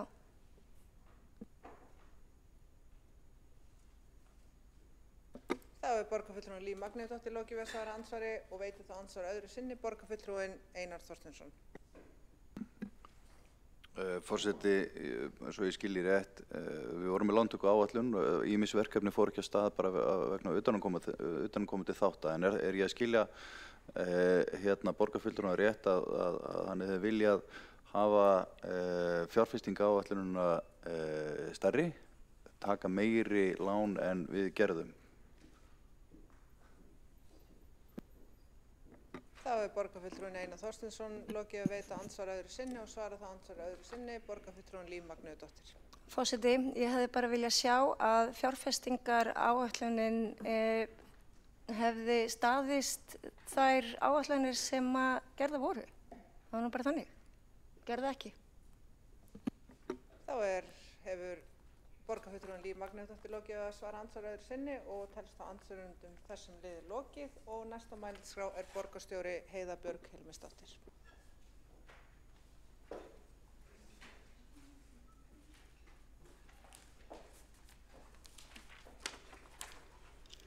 Já, forseti, ágætu borgarfulltrúar. Ég ætlaði að fá að klára hér yfirferð yfir ársreikning. Byrja á að segja að þakka fyrir þessa umræðu sem hefur átt sér stað og ég hef tekið saman hér nokkur atriði sem er bara velkomið að fara yfir í næstu umræðu eftir viku. Það hefur verið óskað eftir nánari skýringum á tryggingafræðilegu mati. Hér komu fram miklar yfirlýsingar útsvarshækkanir frá 2010 að vissulega eins og öllum borgarfulltrúum er kunnugt þá var málaflokkur fatlaðs fólks færður til sveitarfélaga 2011 þar með var útsvarsprósentan hækkuð og eðlilega skilar það hærra útsvari. Ég vona að enginn sé að kaupa það sé einhver pólitísk ákvörðun hér innanhús þar sem hún var auðvitað átti við allt landið. Og við hefum síðan samið í þrígang það að hækka útsvarsprósentu til þess að mæta kostnaði við það flókna verkefni. Fjölgun starfsmanna og fjölgun landsmanna helst ekki endilega í hendur. Það fer auðvitað eftir því hvernig hópur það sem að býr að hverju sinni í landinu eða í borginni. Og það bara eins og við gerum með leikskólana, við gerum svona félagslegt mat á hverfunum. Og annað, það mætti svo sem hugsa sér að gera slíkt fyrir borgina líka og áætla eðlilega fjölda starfsmanna eða fjölgun starfsmanna milli ára út frá því. En þessi tala sem hér var nefnd, ég tek undir það að þetta fjöldi launaseðla í lok árs, segir ekki mikið fjölda starfsmanna. Það auðvitað fjöldi stöðugilda sem gildir. Ég tók eftir því að í ársreikningi Kópavogs þá hafði til dæmis fjöldi launaseðla í lok árs hækkað 9,5%. Ég leyfi mér að efast að Kópavogur hafi fjölgað starfsfólki 9,5%. Ég held frekar að þetta tengist einhverjum eftirákeyrslum vegna kjarasamninga sem margir voru gerðir í lok árs, en ég skal svara því nákvæmlega í næstu umræðu. Varðandi fjárfestingar, þá þær auðvitað í takt við græna planið, fjármálastefnan. Ég held að væri fínt að fara yfir hana betur, bæði í þeirri fjármálastefnu sem öll borgarstjórn samþykkti og stóð saman árið 2020 og í fjármálastefnu sem var samþykkt 2022. Það var stefnt að því að rekstur Reykjavíkurborgar yrði sjálfbær 2025 og því eru niðurstöðurnar í takt við það og við stefnum ennþá að því eins og fram hefur komið. En ef við förum aðeins inn í fagsviðin, þá það hér, forseti og ágætu borgarfulltrúar, það auðvitað sá hluti borgarinnar sem byggir að mestu á skatttekjum borgarsjóðs. Og þessi rekstur afmarkast af fjárheimildum sem eru samþykktar í fjárhagsáætlun hverju sinni og sviðunum ber að halda sig innan þessara markuðu fjárheimilda. Og það mjög mikilvægt að þetta sé gert. Það hefur verið undanfarin ár verið unnið meira með það að styrkja sviðin til að taka á málum, geyma minna að fjármagni eftir miðlægt og setja meira út. Við sjáum einhvað síður að það eru mikil frávik og þetta eitthvað sem við munum sérstaklega skoða á þessu ári, hvernig við getum bætt eftirlit og betra aðhald með þessu. Það auðvitað ekki heimilt að stofna til útgjalda án þess að borgarráð hafi samþykkta og þess vegna það ekki gott. En ég fer þá yfir þetta eins og þetta var út frá samþykktum heimildum og hvernig þær eru þá eftir þeim endurskoðunum sem hafa átt sér stað yfir árið. Og það auðvitað þannig að það oft erfitt að sjá fyrir alla þróun í rekstri en greining á frávikum mikilvæg. Og þetta svona í aðalatriðum þetta. Menningar- og íþróttasvið voru tæpa 20 milljarða eða 7 milljónum, nettóútgjöldin voru tæpa 20 milljarða eða 7 milljónum innan fjárheimilda í skóla- og frístundasviði. Voru nettóútgjöldin 80 milljarðar sem voru 2,5 milljarði umfram fjárheimildir eða 3,2%. En til samanburðar var halli sviðsins 3,5 milljarðar árið 2023 eða 4,9%, þannig að þetta jákvæðara en það gríðarlega mikil vinna framundan að ná rekstrinum inn í ramma. umhverfis- og skipulagssvið, nettóútgjöldin þar voru 11,8 milljarðar eða 117 milljónum umfram fjárheimildir. Tekjurnar voru 1,5 milljarði umfram áætlun sem skýrist að hærri tekjum á úrgangsmálum, 615 milljónum og hærri tekjum hjá bílastæðarsjóður sem var 695 milljónir. Annar ekstra kostnaðar var 1,5 milljarði yfir áætlun og skýrist mest af vetrarþjónustunni sem fór 1,1 milljarð umfram fjárheimildir. Við því hefur að einhverju leyti verið brugðist í fjárhagsáætlun þess árs en mikilvægt að bókin góða sem minnst var á hér áðan sé líka fjármögnuð. Nú, nettóútgjöld velferðarsviðs voru 46 milljarðar sem var 897 milljónum umfram heimildir eða 2%. Rekstrarniðurstaða velferðarsviðs án bundinna liða var 1,8 milljörðum umfram fjárheimildir eða 4,4% sem skýrist einkum á útvistun að vistun barna með fjölþættan vanda sem er á vegum barnaverndar Reykjavíkurborgar, búsetuþjónustu við fatlað fólk og úrræðum vegna stuðnings og stoðþjónustu. Bundnir liðir voru hins vegar 860 milljónum innan við fjárheimildir eða 16,3% og þar af var fjárhagsaðstoðin 723 milljónum lægri en ráð var gert fyrir eða 20,1%. Nú sérstakur húsnæðisstuðningur var líka undir áætlunum 137 milljónum eða 8,2% innan fjárheimilda. Nettóútgjöld skrifstofu í miðlægri stjórnsýslu voru 2,3 milljarðar eða 162 milljónum innan fjárheimilda. Nettóútgjöld á sameiginlegum kostnaði voru 4,5 milljarðar sem var 6,6 milljörðum innan fjárheimilda ársins en gert var ráð fyrir 11 milljörðum í áætlun. Launaliðurinn var 3,2 milljörðum innan við fjárheimildir sem skýrist á stærstum hluta af fjárheimildum sem ætlar voru í nýju leikskólalíkani en ekki voru fluttar yfir. Því það hefur nú verið gert fyrir áætlunina 2025. Nú gjaldfærsla lífeyrisskuldbindinga á 2,9 milljörðum undir áætlun sem skýrist af því af því sem áður hefur komið framvarandi lífeyrissjóðinn og R-deildina. Nú nettóútgjöld fjármála og áhættustýringarsviðs voru 1,1 milljarður eða 67 milljónir innan fjárheimilda. Nettóútgjöld mannauðs- og starfsþróunarsviðs 922 milljónir króna og á pari við fjárheimildir.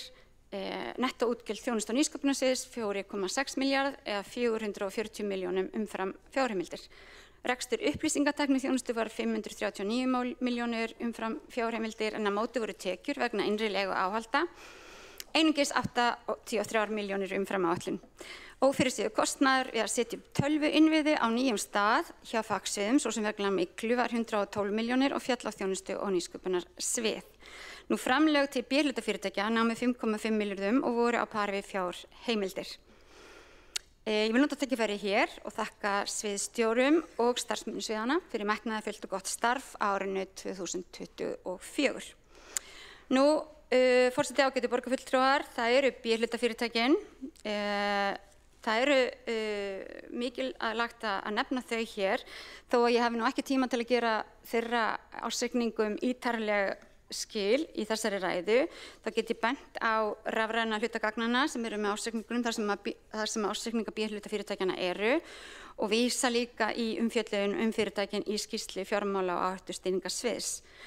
Mér langaði þó að benda á eftirfarandi að hagnaður Faxaflóahafna var 1,6 milljarður árið 2024 eða 115 milljónum hærra en árið 2023.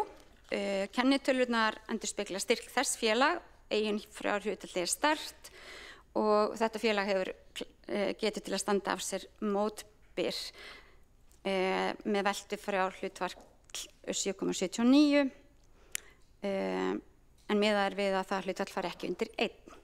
Þannig það er engin langtímalán á því félagi. Nú eins með félagsbústaði, ársuppgjör félagsbústaði gert samkvæmt alþjóðlegum reikningsskilastöðlum IFRS í samræmi við 19. grein laga ársreikninga og reglugerð framsetningu og innihald ársreikninga og samstæðureikninga og rekstrarniðurstaða félagsbústaða var 1,3 milljarður árið 2024 eða 105 milljónum lægri en árið 2023. Framlegð EBITDA var 3 milljarðar eða 591 milljón krónum betri en árið áður.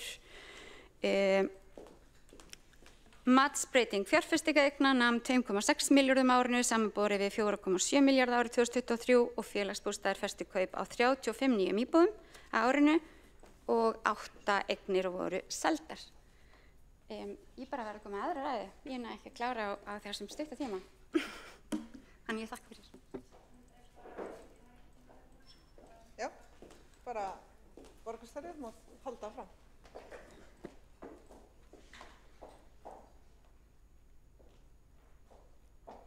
Já, forseti, ágæta borgarstjórn. Þá það Orkuveita Reykjavíkur. Afkoma Orkuveitu Reykjavíkur var jákvæð 9,3 milljarða sem hækkun 2,9 milljarða milli ára. Meginskýringin á hækkun afkomu vegna hækkunar á tekjum eða 5,6 milljarða milli ára en einnig vegna lækkunar á fjármagnsgjöldum sem voru 886 milljónum lægra en gert var ráð fyrir. Og rekstrar afkoman eða EBITDAn hækkar 3,4 milljarða eða 9,4% milli ára. Þetta skýrist einna helst af auknum tekjum að heitu vatni og rafmagni eins og áður hefur komið ásamt tekjum að vegna innkomu burðarnets sínar í rekstur ljósleiðarans. Þetta mun hefur áhrif til hækkunar með samanburð á tímabil. Nú rekstrargjöld án afskrifta hækka 2,3 milljarða milli ára eða 8,8%, orkukaup og flutningur lækka 73 milljónir og laun og launatengd gjöld hækkuðu 925 milljónir og skýrist meðal annars af fjölgun starfsmanna, kjarasamningshækkunum, innvistun, auknum umsvifum og uppbyggingar í starfsemi í Carfix. Annar rekstrakostnaður hækkaði 1,4 milljarða sem skýrist að mestu af innkomu burðarnets sínar í rekstur ljósleiðarans, uppbyggingu á starfsemi Carfix, viðhaldskostnaði mannvirkja sem og verðlagstengdum hækkunum. Fjármunatekjur og fjármagnsgjöld voru neikvæð upp á 12,2 milljarða sem 886 milljónum lægra en árið áður en þetta fjallað ítarlega í skýrslum fyrirtækis og skýrslu fjármála og áhættustýringarsviðs. Rekstrarniðurstaða slökkviliðs höfuðborgarsvæðisins nam 236 milljónum árið 2024 en var 208 milljónir 23 og hækkaði því 28 milljónir milli ára og helsta skýringin var hærri tekjur og sérverkefnum vegna vinnu í tengsli við jarðhræringar á Reykjanesi. Rekstrargjöldin voru 486 milljónum hærri en árið áður og rekstrargjöldin voru á pari við áætlun. Hluti annars rekstrakostnaðar gjaldfærður kostnaður vegna framkvæmda í skógarhlíðinni sem tengjast myglu og rakaskemmdum.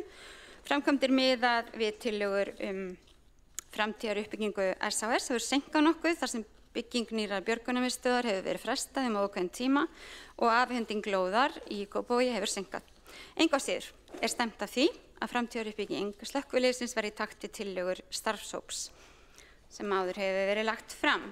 Nú, Sorpa, þar var hagnaður á árinu 263 milljónir sem 279 milljónum lakari afkoma en áætlun gerði ráð fyrir. Frávikið skýrist að mestu leyti á afskriftum á forvinnslulínu sem var aflögð þegar sérsöfnun lífrafs úrgangs hófst.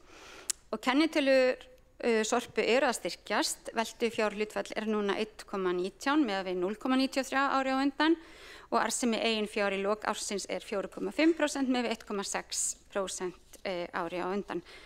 Uppgreiðslutími langtímalána nú 2,1 ár en var 3,6. Nú Strætó, rekstrarniðurstaða Strætó batnaði verulega árið 2024 þar sem félagið skilaði 204 milljón króna afgangi samanborið við 374 milljónir í tap árið áður. Það hefur þar með orðið viðsnúningur í rekstri félagsins sem á einkum rekja til hærri framlaga frá eigandum og afhaldi í rekstri en rekstrarútgjöld voru í samræmi við áætlun. Í ljósi fyrirhugaðra breytinga á fyrirkomulagi almenningssamgangna hefur ríkið ákveðið að koma inn með aukið fjármagn til almenningssamgangna á höfuðborgarsvæðinu sem mun koma inn á þessu ári. Þannig að framlög ríkisins munu aukast og fyrirkomulag tengist Strætó breytast á þessu ári. Það hefur ekki verið skilgreint með nákvæmum hætti hvernig það verður og hvert hlutverk Strætó verður í nýju fyrirkomulagi en það upplýsist hér með en þetta staðan eins og hún var í fyrra. Þannig að forseti, ágætu borgarfulltrúar, ársreikningur fyrir árið 2024 hefur þá verið lagður fram í þessari síðustu ræðu minni að þessu sinni Og ég vil líka leggja fram sérstaklega ábyrgðar- og skuldbindingayfirlit Reykjavíkurborgar 2024, yfirlýsingum stjórnarhætti og ófjárhagslegar upplýsingar. Nú þetta lagt fram og þið kynnið ykkur mjög vel á milli ára. Niðurstaðan sú að við erum að vaxa út úr þeim efnahagsvanda sem við stóðum frammi fyrir í COVID. Það var rétt ákvörðun hjá borgarstjórn að standa saman þær aðgerðir. Markmið þeirra aðgerða var að stytta niðursveifluna eins og kostur verja lífsafkomu og lífskjör allra borgarbúa og styðja endurreisn fyrirtækja og atvinnulífs og skapa á ný fjölbreytta og blómlega framtíð í okkar lífsgæða borg. Við samþykktum í kjölfar þessa fjármálastefnu, græna planið sem sóknaráætlun Reykjavíkurborgar til ársins 2030 og við endurskoðuðum síðan fjármálastefnuna 2022. Við sáum reyndar ekki fyrir Úkraínustríðið eða það háu verðbólgu sem skall á í kjölfarið og þess vegna voru nokkrar breytingar árið 2022. Við gerðum þó í báðum þessum fjármálastefnum sem voru samþykktar ráð fyrir því að rekstrarniðurstaða yrði jákvæð frá og með árinu 2025 og við erum því ári á undan áætlun ef svo má segja þó að verkið sé ekki lokið. Ég held að við getum þakkað þessa jákvæðu niðurstöðu fyrst og fremst þeim samtakamætti sem náðust á launamarkaði, verkalýðshreyfingunni og aðilum vinnumarkaðarins sem komur saman og þar tel ég með opinbera vinnuveitendur og okkur sjálf sem að tókum saman það að fara í aðgerðir til þess að lækka verðbólgu og vexti. Gríðarlega mikilvægt. Það var líka mikilvægt fyrir okkur að semja málaflokk fatlaðs fólks. Við höfum náð núna 12 milljörðum inn í málaflokkinn til sveitarstjórnarstigsins til þess að standa betur straum af kostnaði við þessa mikilvægu þjónustu. Þetta því, og það var einnig í samræmi við fjármálastefnuna, þar sem að það var liður í henni. Og við höfum ekki hætt þar, áður en að ég lauk störfum sem formaður sambandsins, þá vorum við búin að gera samning börn með fjölþættan vanda, sem að sá samningur kemur á þessu ári, það var komið vel á veg að semja fólk sem þarf öryggisvistun, kostnaðar sem hefur fallið á sveitarfélögin og einnig hefur verið samið uppbyggingu hjúkrunarheimila sem að mikilvægt. Þannig að við fögnum þessari niðurstöðu. Því að borgin traust og reksturinn traustur. Við þurfum að fjármagna grunnþjónustu, við þurfum að fjármagna fjárfestingar, við þurfum að halda áfram að byggja upp frábæra borg. Ég held að það gæti verið snjallt hjá samstarfsflokkunum að fara yfir þessa fjárfestingastefnu og fjármálastefnu og skoða hvort að tilefni til þess að breyta henni. Það hefur verið gert tvisvar með 2 ára millibili. Við höfum þá í hyggju að standa við þau markmið sem við höfum sett okkur, fyrst allir flokkar í borgarstjórn, síðan eitthvað aðeins færri, því að ég held að skipti gríðarlega miklu máli, ég held að allir séu sammála það að við viljum vera sjálfbær, við viljum vera sjálfbær borg á sem flestan hátt og sérstaklega hvað varðar fjármálin og það munum við verða ef við setjum okkur fram áætlanir, ef við höldum okkur við áætlanir og látum ekki slá okkur út af laginu þó að það komi einstaka slæmfrétt einn og einn dag. Mér langaði að fá að hrjósa starfsfólki borgarinnar fyrir og stjórnendum borgarfyrirtækjanna fyrir bara góða frammistöðu og fyrir það að standa sig þetta vel því að vissulega við vorum sérstaklega í kjölfar 20 þá kom inn 1% hagræðing ár eftir ár. Í fyrra var kapp fyrir alla að ná sér innan ramma, það ekki auðvelt, við munum halda áfram og aga okkur ennþá frekar í skipulegum vinnubrögðum og að leggja betur kannski hönd og plóg saman ef við fáum betri tilfinningu fyrir því að við öll sem að vinna hjá Reykjavíkurborg gerum þetta saman. Þannig að ég vona að borgarfulltrúar fjalli fjármál borgarinnar af áhuga og virðingu og láti pólitískt kapp ekki hafa áhrif á staðreyndir. Þá legg ég til að þessum ársreikningi verði vísað til seinni umræðu. Takk fyrir. Þá borgarstjóri Heiða Björg Hilmarsdóttir lokið máli sínu og ekki eru fleiri á mælendaskrá undir þessum lið og lagt til að borgarstjórn samþykki að vísa ársreikningi Reykjavíkurborgar 2024 til síðari umræðu sem fram fer á fundi borgarstjórnar 13. maí næstkomandi og skoðast það samþykkt ef enginn hreyfir andmælum. Já, það er ekki gott.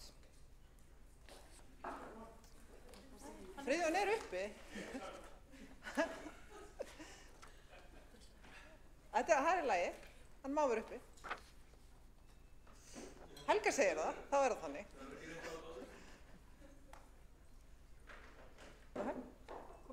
Komið. Óskaður hefur verið eftir að kosning varamanns í mannréttindaráði verið tekin á dagskrá með afbrigðum. Lagt til að Tinna Helgadóttir taki sæti sem varamaður í mannréttindaráði í stað Oktavíu Guðrúnar Jóns sem hefur tekið sæti sem aðalmaður í ráðinu. Skoðast það samþykkt ef enginn hreyfir andmælum. Þá erum við komin í dagskrárlið 2, kosning í stafrænt ráð.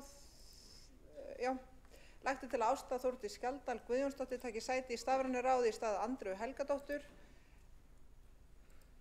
og jafnframt er lagt til að Andrea Helgadóttir taki sæti sem varamaður í ráðinu í stað Ástu Þórdísar. Og telst það samþykkt ef enginn hreyfir andmælum. Og þá erum við komin í dagskrárlið 3.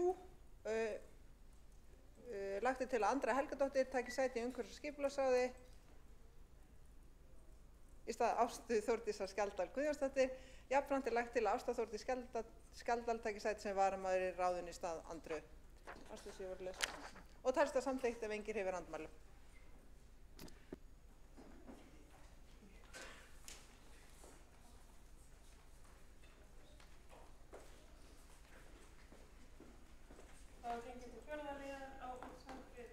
Þá gengið til fjórða liðar á útsendri dagskrá. Það er fundargerð borgarráðs frá 10. apríl og þar undir er 5. liður tillaga nefndar tilnefningar og kosningar til stjórnar fyrirtækja í eigu Reykjavíkurborgar, Sorpa BS. Þar undir er einnig fundargerð borgarráðs frá 11. apríl, fundargerð borgarráðs frá 2. maí og þar undir þarf að samþykkja sérstaklega annan lið tillaga nefndar tilnefningar og kosningar til stjórnar fyrirtækja í eigu Reykjavíkurborgar, Orkuveita Reykjavíkur. Og þá er orðið laust. Þá hefur enginn óskað eftir því að taka til máls og telst á 5. liður til að nefndar tilnefningar og kosningar til stjórnar fyrirtækja í eigu Reykjavíkurborgar samþykktur ef enginn hreyfir andmælum. Þá telst það samþykkt. Þá er það annar liður til að nefndar tilnefningar og kosningar til stjórnar fyrirtækja í eigu Reykjavíkurborgar, Orkuveita Reykjavíkur og telst það samþykkt ef enginn hreyfir andmælum. Sýnist vanta einhvern í...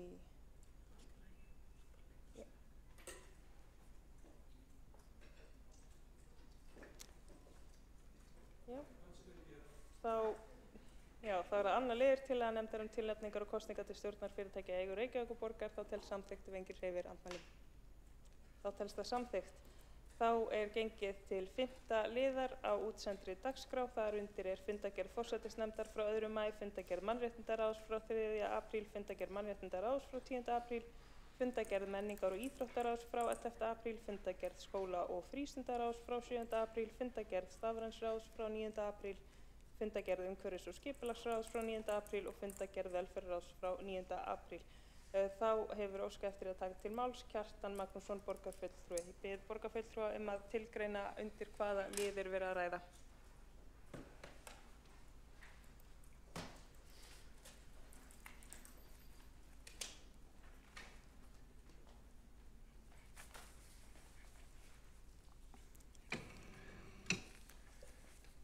Forseti, góðir borgarfulltrúar.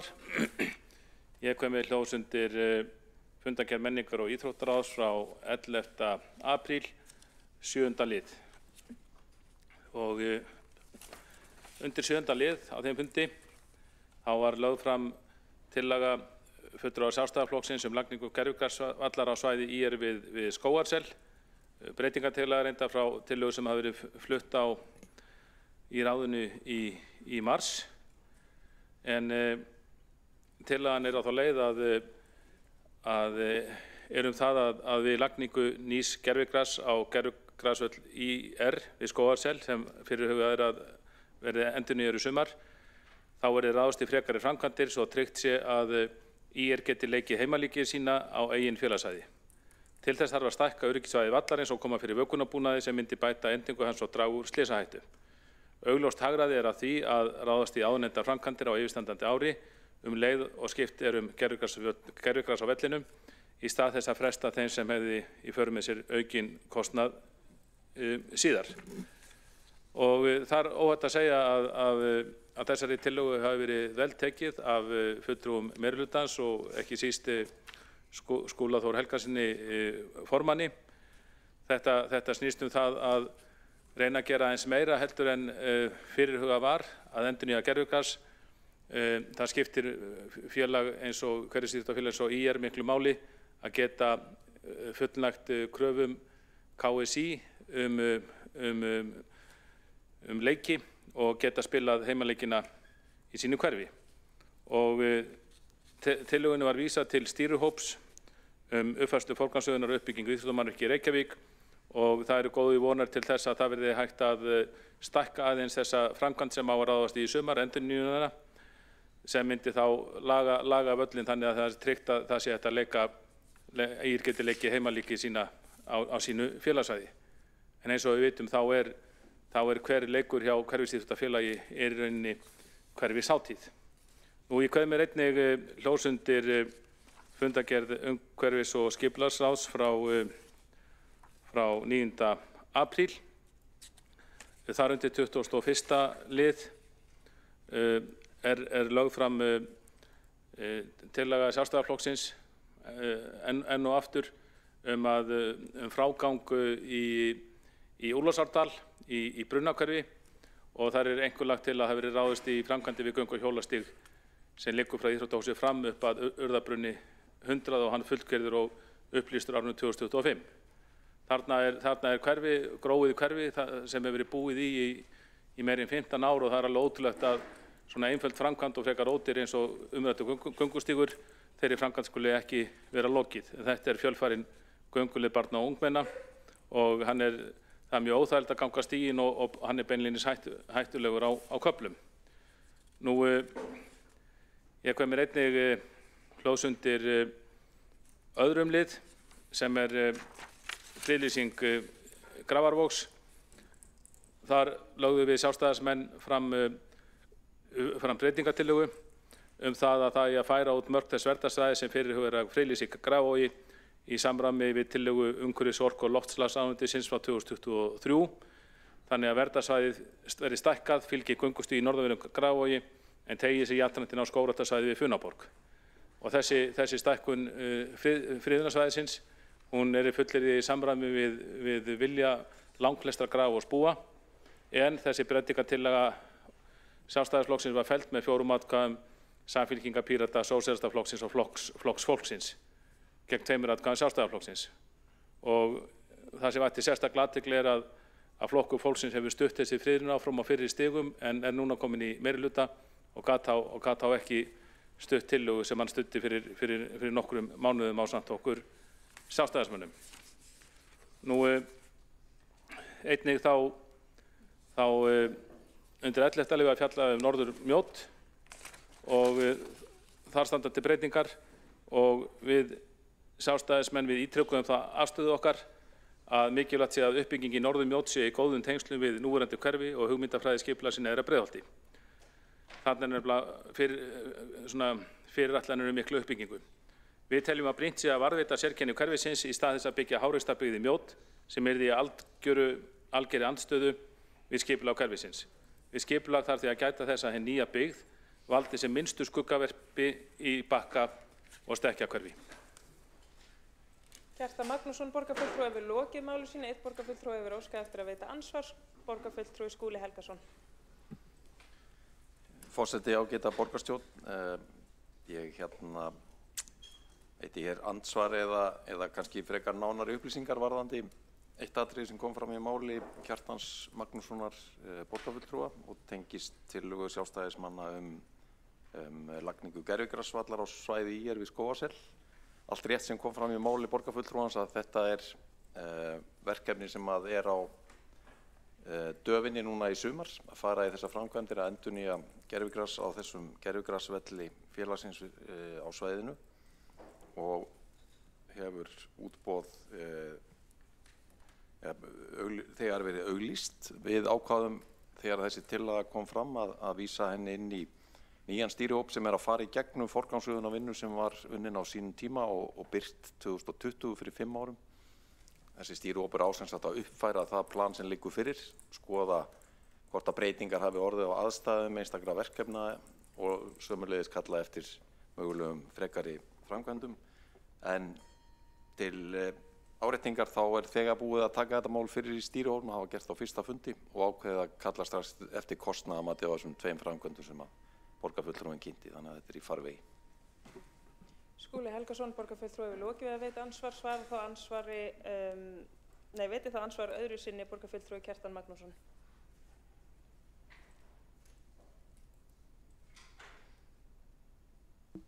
Já, ég held að ég sé að svara þessu ansvari í fyrsta sinni.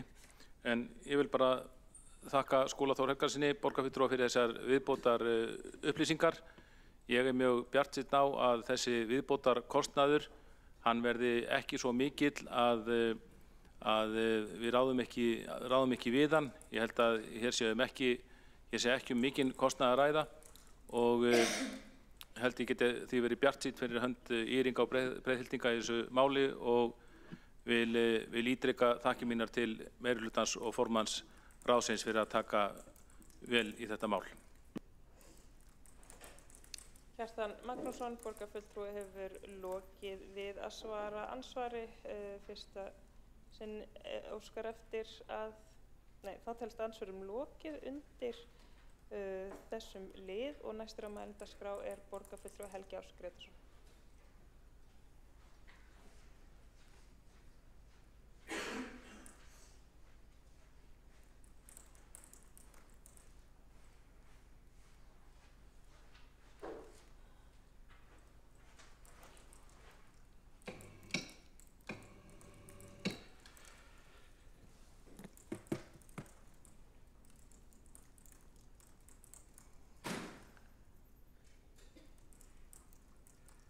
Forseti, ágæta borgarstjórn. Ég kem hérna undir liðinu 11. lið fundargerðar umhverfis- og skipulagsráðs. Það varðar tillögu sem var kynnt deiliskipulag í Norður-Mjót við Stekkjarbakka 4-6 og svo Álfabakka 7. Þetta í raun og veru ólíslóðin, bensínstöðvarlóðin þar og svo gamli Garðheimareiturinn. Og ég vildi bara vekja athygli borgarstjórnar á því að þar lagt til að það verði íbúðir samtals 448 til 550 fyrir eftir útfærslu og byggingar sem eru margar hverjar 7 hæða og ég held að það sé ágreiningslaust að það sé æskilegt að þarna eigi sér stað uppbygging. En ég vil bara ítreka þá skoðun mína að hún sé skynsamleg, bæði með tilliti þess hvort að innviðir hverfisins þoli svona mikla íbúðabyggð og einnig með tilliti til þess hversu gæði byggingana og þá hvaða afleiðingar þetta hefur fyrir nágranna. Einnig finnst mér óheppilegt í tengslum við þessa fyrirætlanir að svokallaðar staldurstreitur sem þarna við hliðina og það ekki búið að liggja ekki fyrir tillögur alveg þar. Samkvæmt uppbyggingarreit, fyrirætlun með uppbyggingar við borgarinnar, þá er gert ráð fyrir 400 íbúðum í síðan sjálfri Mjóddinni. Þetta rosa mikil uppbygging og eins og kemur fram í ýmsum bókunum, bæði hjá meirihluta og minnihluta, þá þarf að huga að ýmsum atriðum við þessa uppbyggingu og sérstaklega þá alls konar innviði. Þetta svona verkefni sem unnið af lóðarhafa sem þá að koma fram til og búin að eyða miklum kostnaði í að í að þróa sínar hugmyndir og ég veit ekki alveg hver heldur tímaraminn á þessu Kannski kjarni málsins að fyrir þróun Breiðholtsins þarna í það sem var að kalla gamla bakka og stekkjarhverfi og við Mjóddina að heildarmyndin við þróunina í neðra Breiðholti liggur ekki fyrir. Því þessu til viðbótar verið að reisa, bara komið til framkvæmda að það bætist við 100 íbúðir við Arnarbakka. Vegna þess að það þarf að veita þjónustu ef það á að fjölga svona mikið íbúðum í neðra Breiðholti að þá þarf að vera skýr sýn hvernig eigi að leysa samgöngumálin, hvernig á að leysa skólamálin, hvernig á að leysa mál sem tengjast heilbrigðisþjónustu og öðrum innviðum. Og mér finnst svolítið sérstakt þegar planið að auka svona mikið byggingamagn þarna á þessum eina reit að það liggi ekki fyrir einhvers konar teikningar eða einhvers konar hugmyndir hvernig með hvað hætti að auka byggingamagn í Mjóddinni sjálfri og svo öðrum reitum í neðra Breiðholti. Vegna þess að það mjög brýnt fyrir íbúa sem að þarna búa að þeir geti séð, heildrænt séð, hver þróunin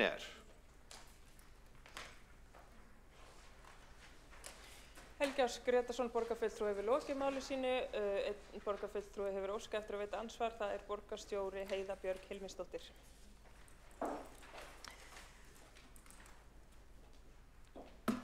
Já, forseti, ágæta borgarstjórn. Bara þakka málshefjanda Helga Áss Grétarssoni fyrir að koma inn með þetta. Þetta kynning sem framfór í ráðinu á hugmyndum mögulegs uppbyggingar aðila og ekki að fara í samráð þar sem að þetta ekki neitt skipulag, heldur auka upplýsingar og áður en að einhverjar tillögur hafa verið teknar eins og fram kemur í bókun meirihlutans þá mikilvægt að móta verkefni, það mikilvægt að huga skólamálum, uppbyggingu leikskóla og síðan það líka mynd á það að í samstarfsyfirlýsingu meirihluta borgarstjórnar kveðið á heildarskipulag Mjóddarinnar, þannig að bygging Norður Mjóddar ætti að falla að því. Það hins vegar ekkert að því að fá uppbyggingar aðalega til þess að kynna sínar hugmyndir og það bara vel. Borgarstjóri Heiða Björg Hilmisdóttir hefur lokið við að veita ansvar. Svara þá ansvari Helgi Áss Grétarsson, borgarfulltrúi. Forseti, ágæta borgarstjórn. Ég þakka borgarstjóra fyrir svarið og upplýsingarnar. Ég sammála því að það sannarlega til bóta að fá sem mest af upplýsingum og sem fyrst. Ég vildi bara benda á tillögurnar eins og það liggja fyrir núna og hversu mikið byggingamagn fyrirhugað og einnig mikilvægi þess að litið sé til heildarhagsmuna neðra Breiðholts og eftir atvikum til tengsla við annarra hverfishluta í Breiðholti þegar verið að ákveða heildar byggingamagnið og með hvaða hætti byggingarnar eiga að líta út. Vegna þess að til dæmis 7 hæða byggingar hafa töluvert, líkur á því að hafi töluvert áhrif á skuggavarp og svo framvegis.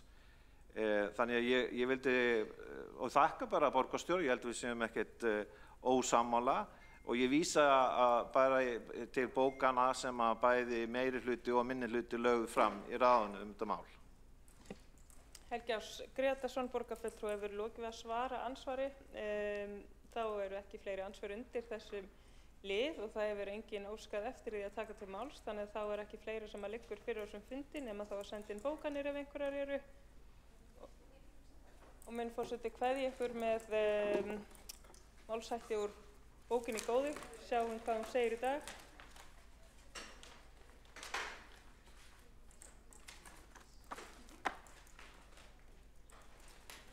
Það laðir meðan ég lifi. Takk fyrir fundinn. Fundi slitið 14:43.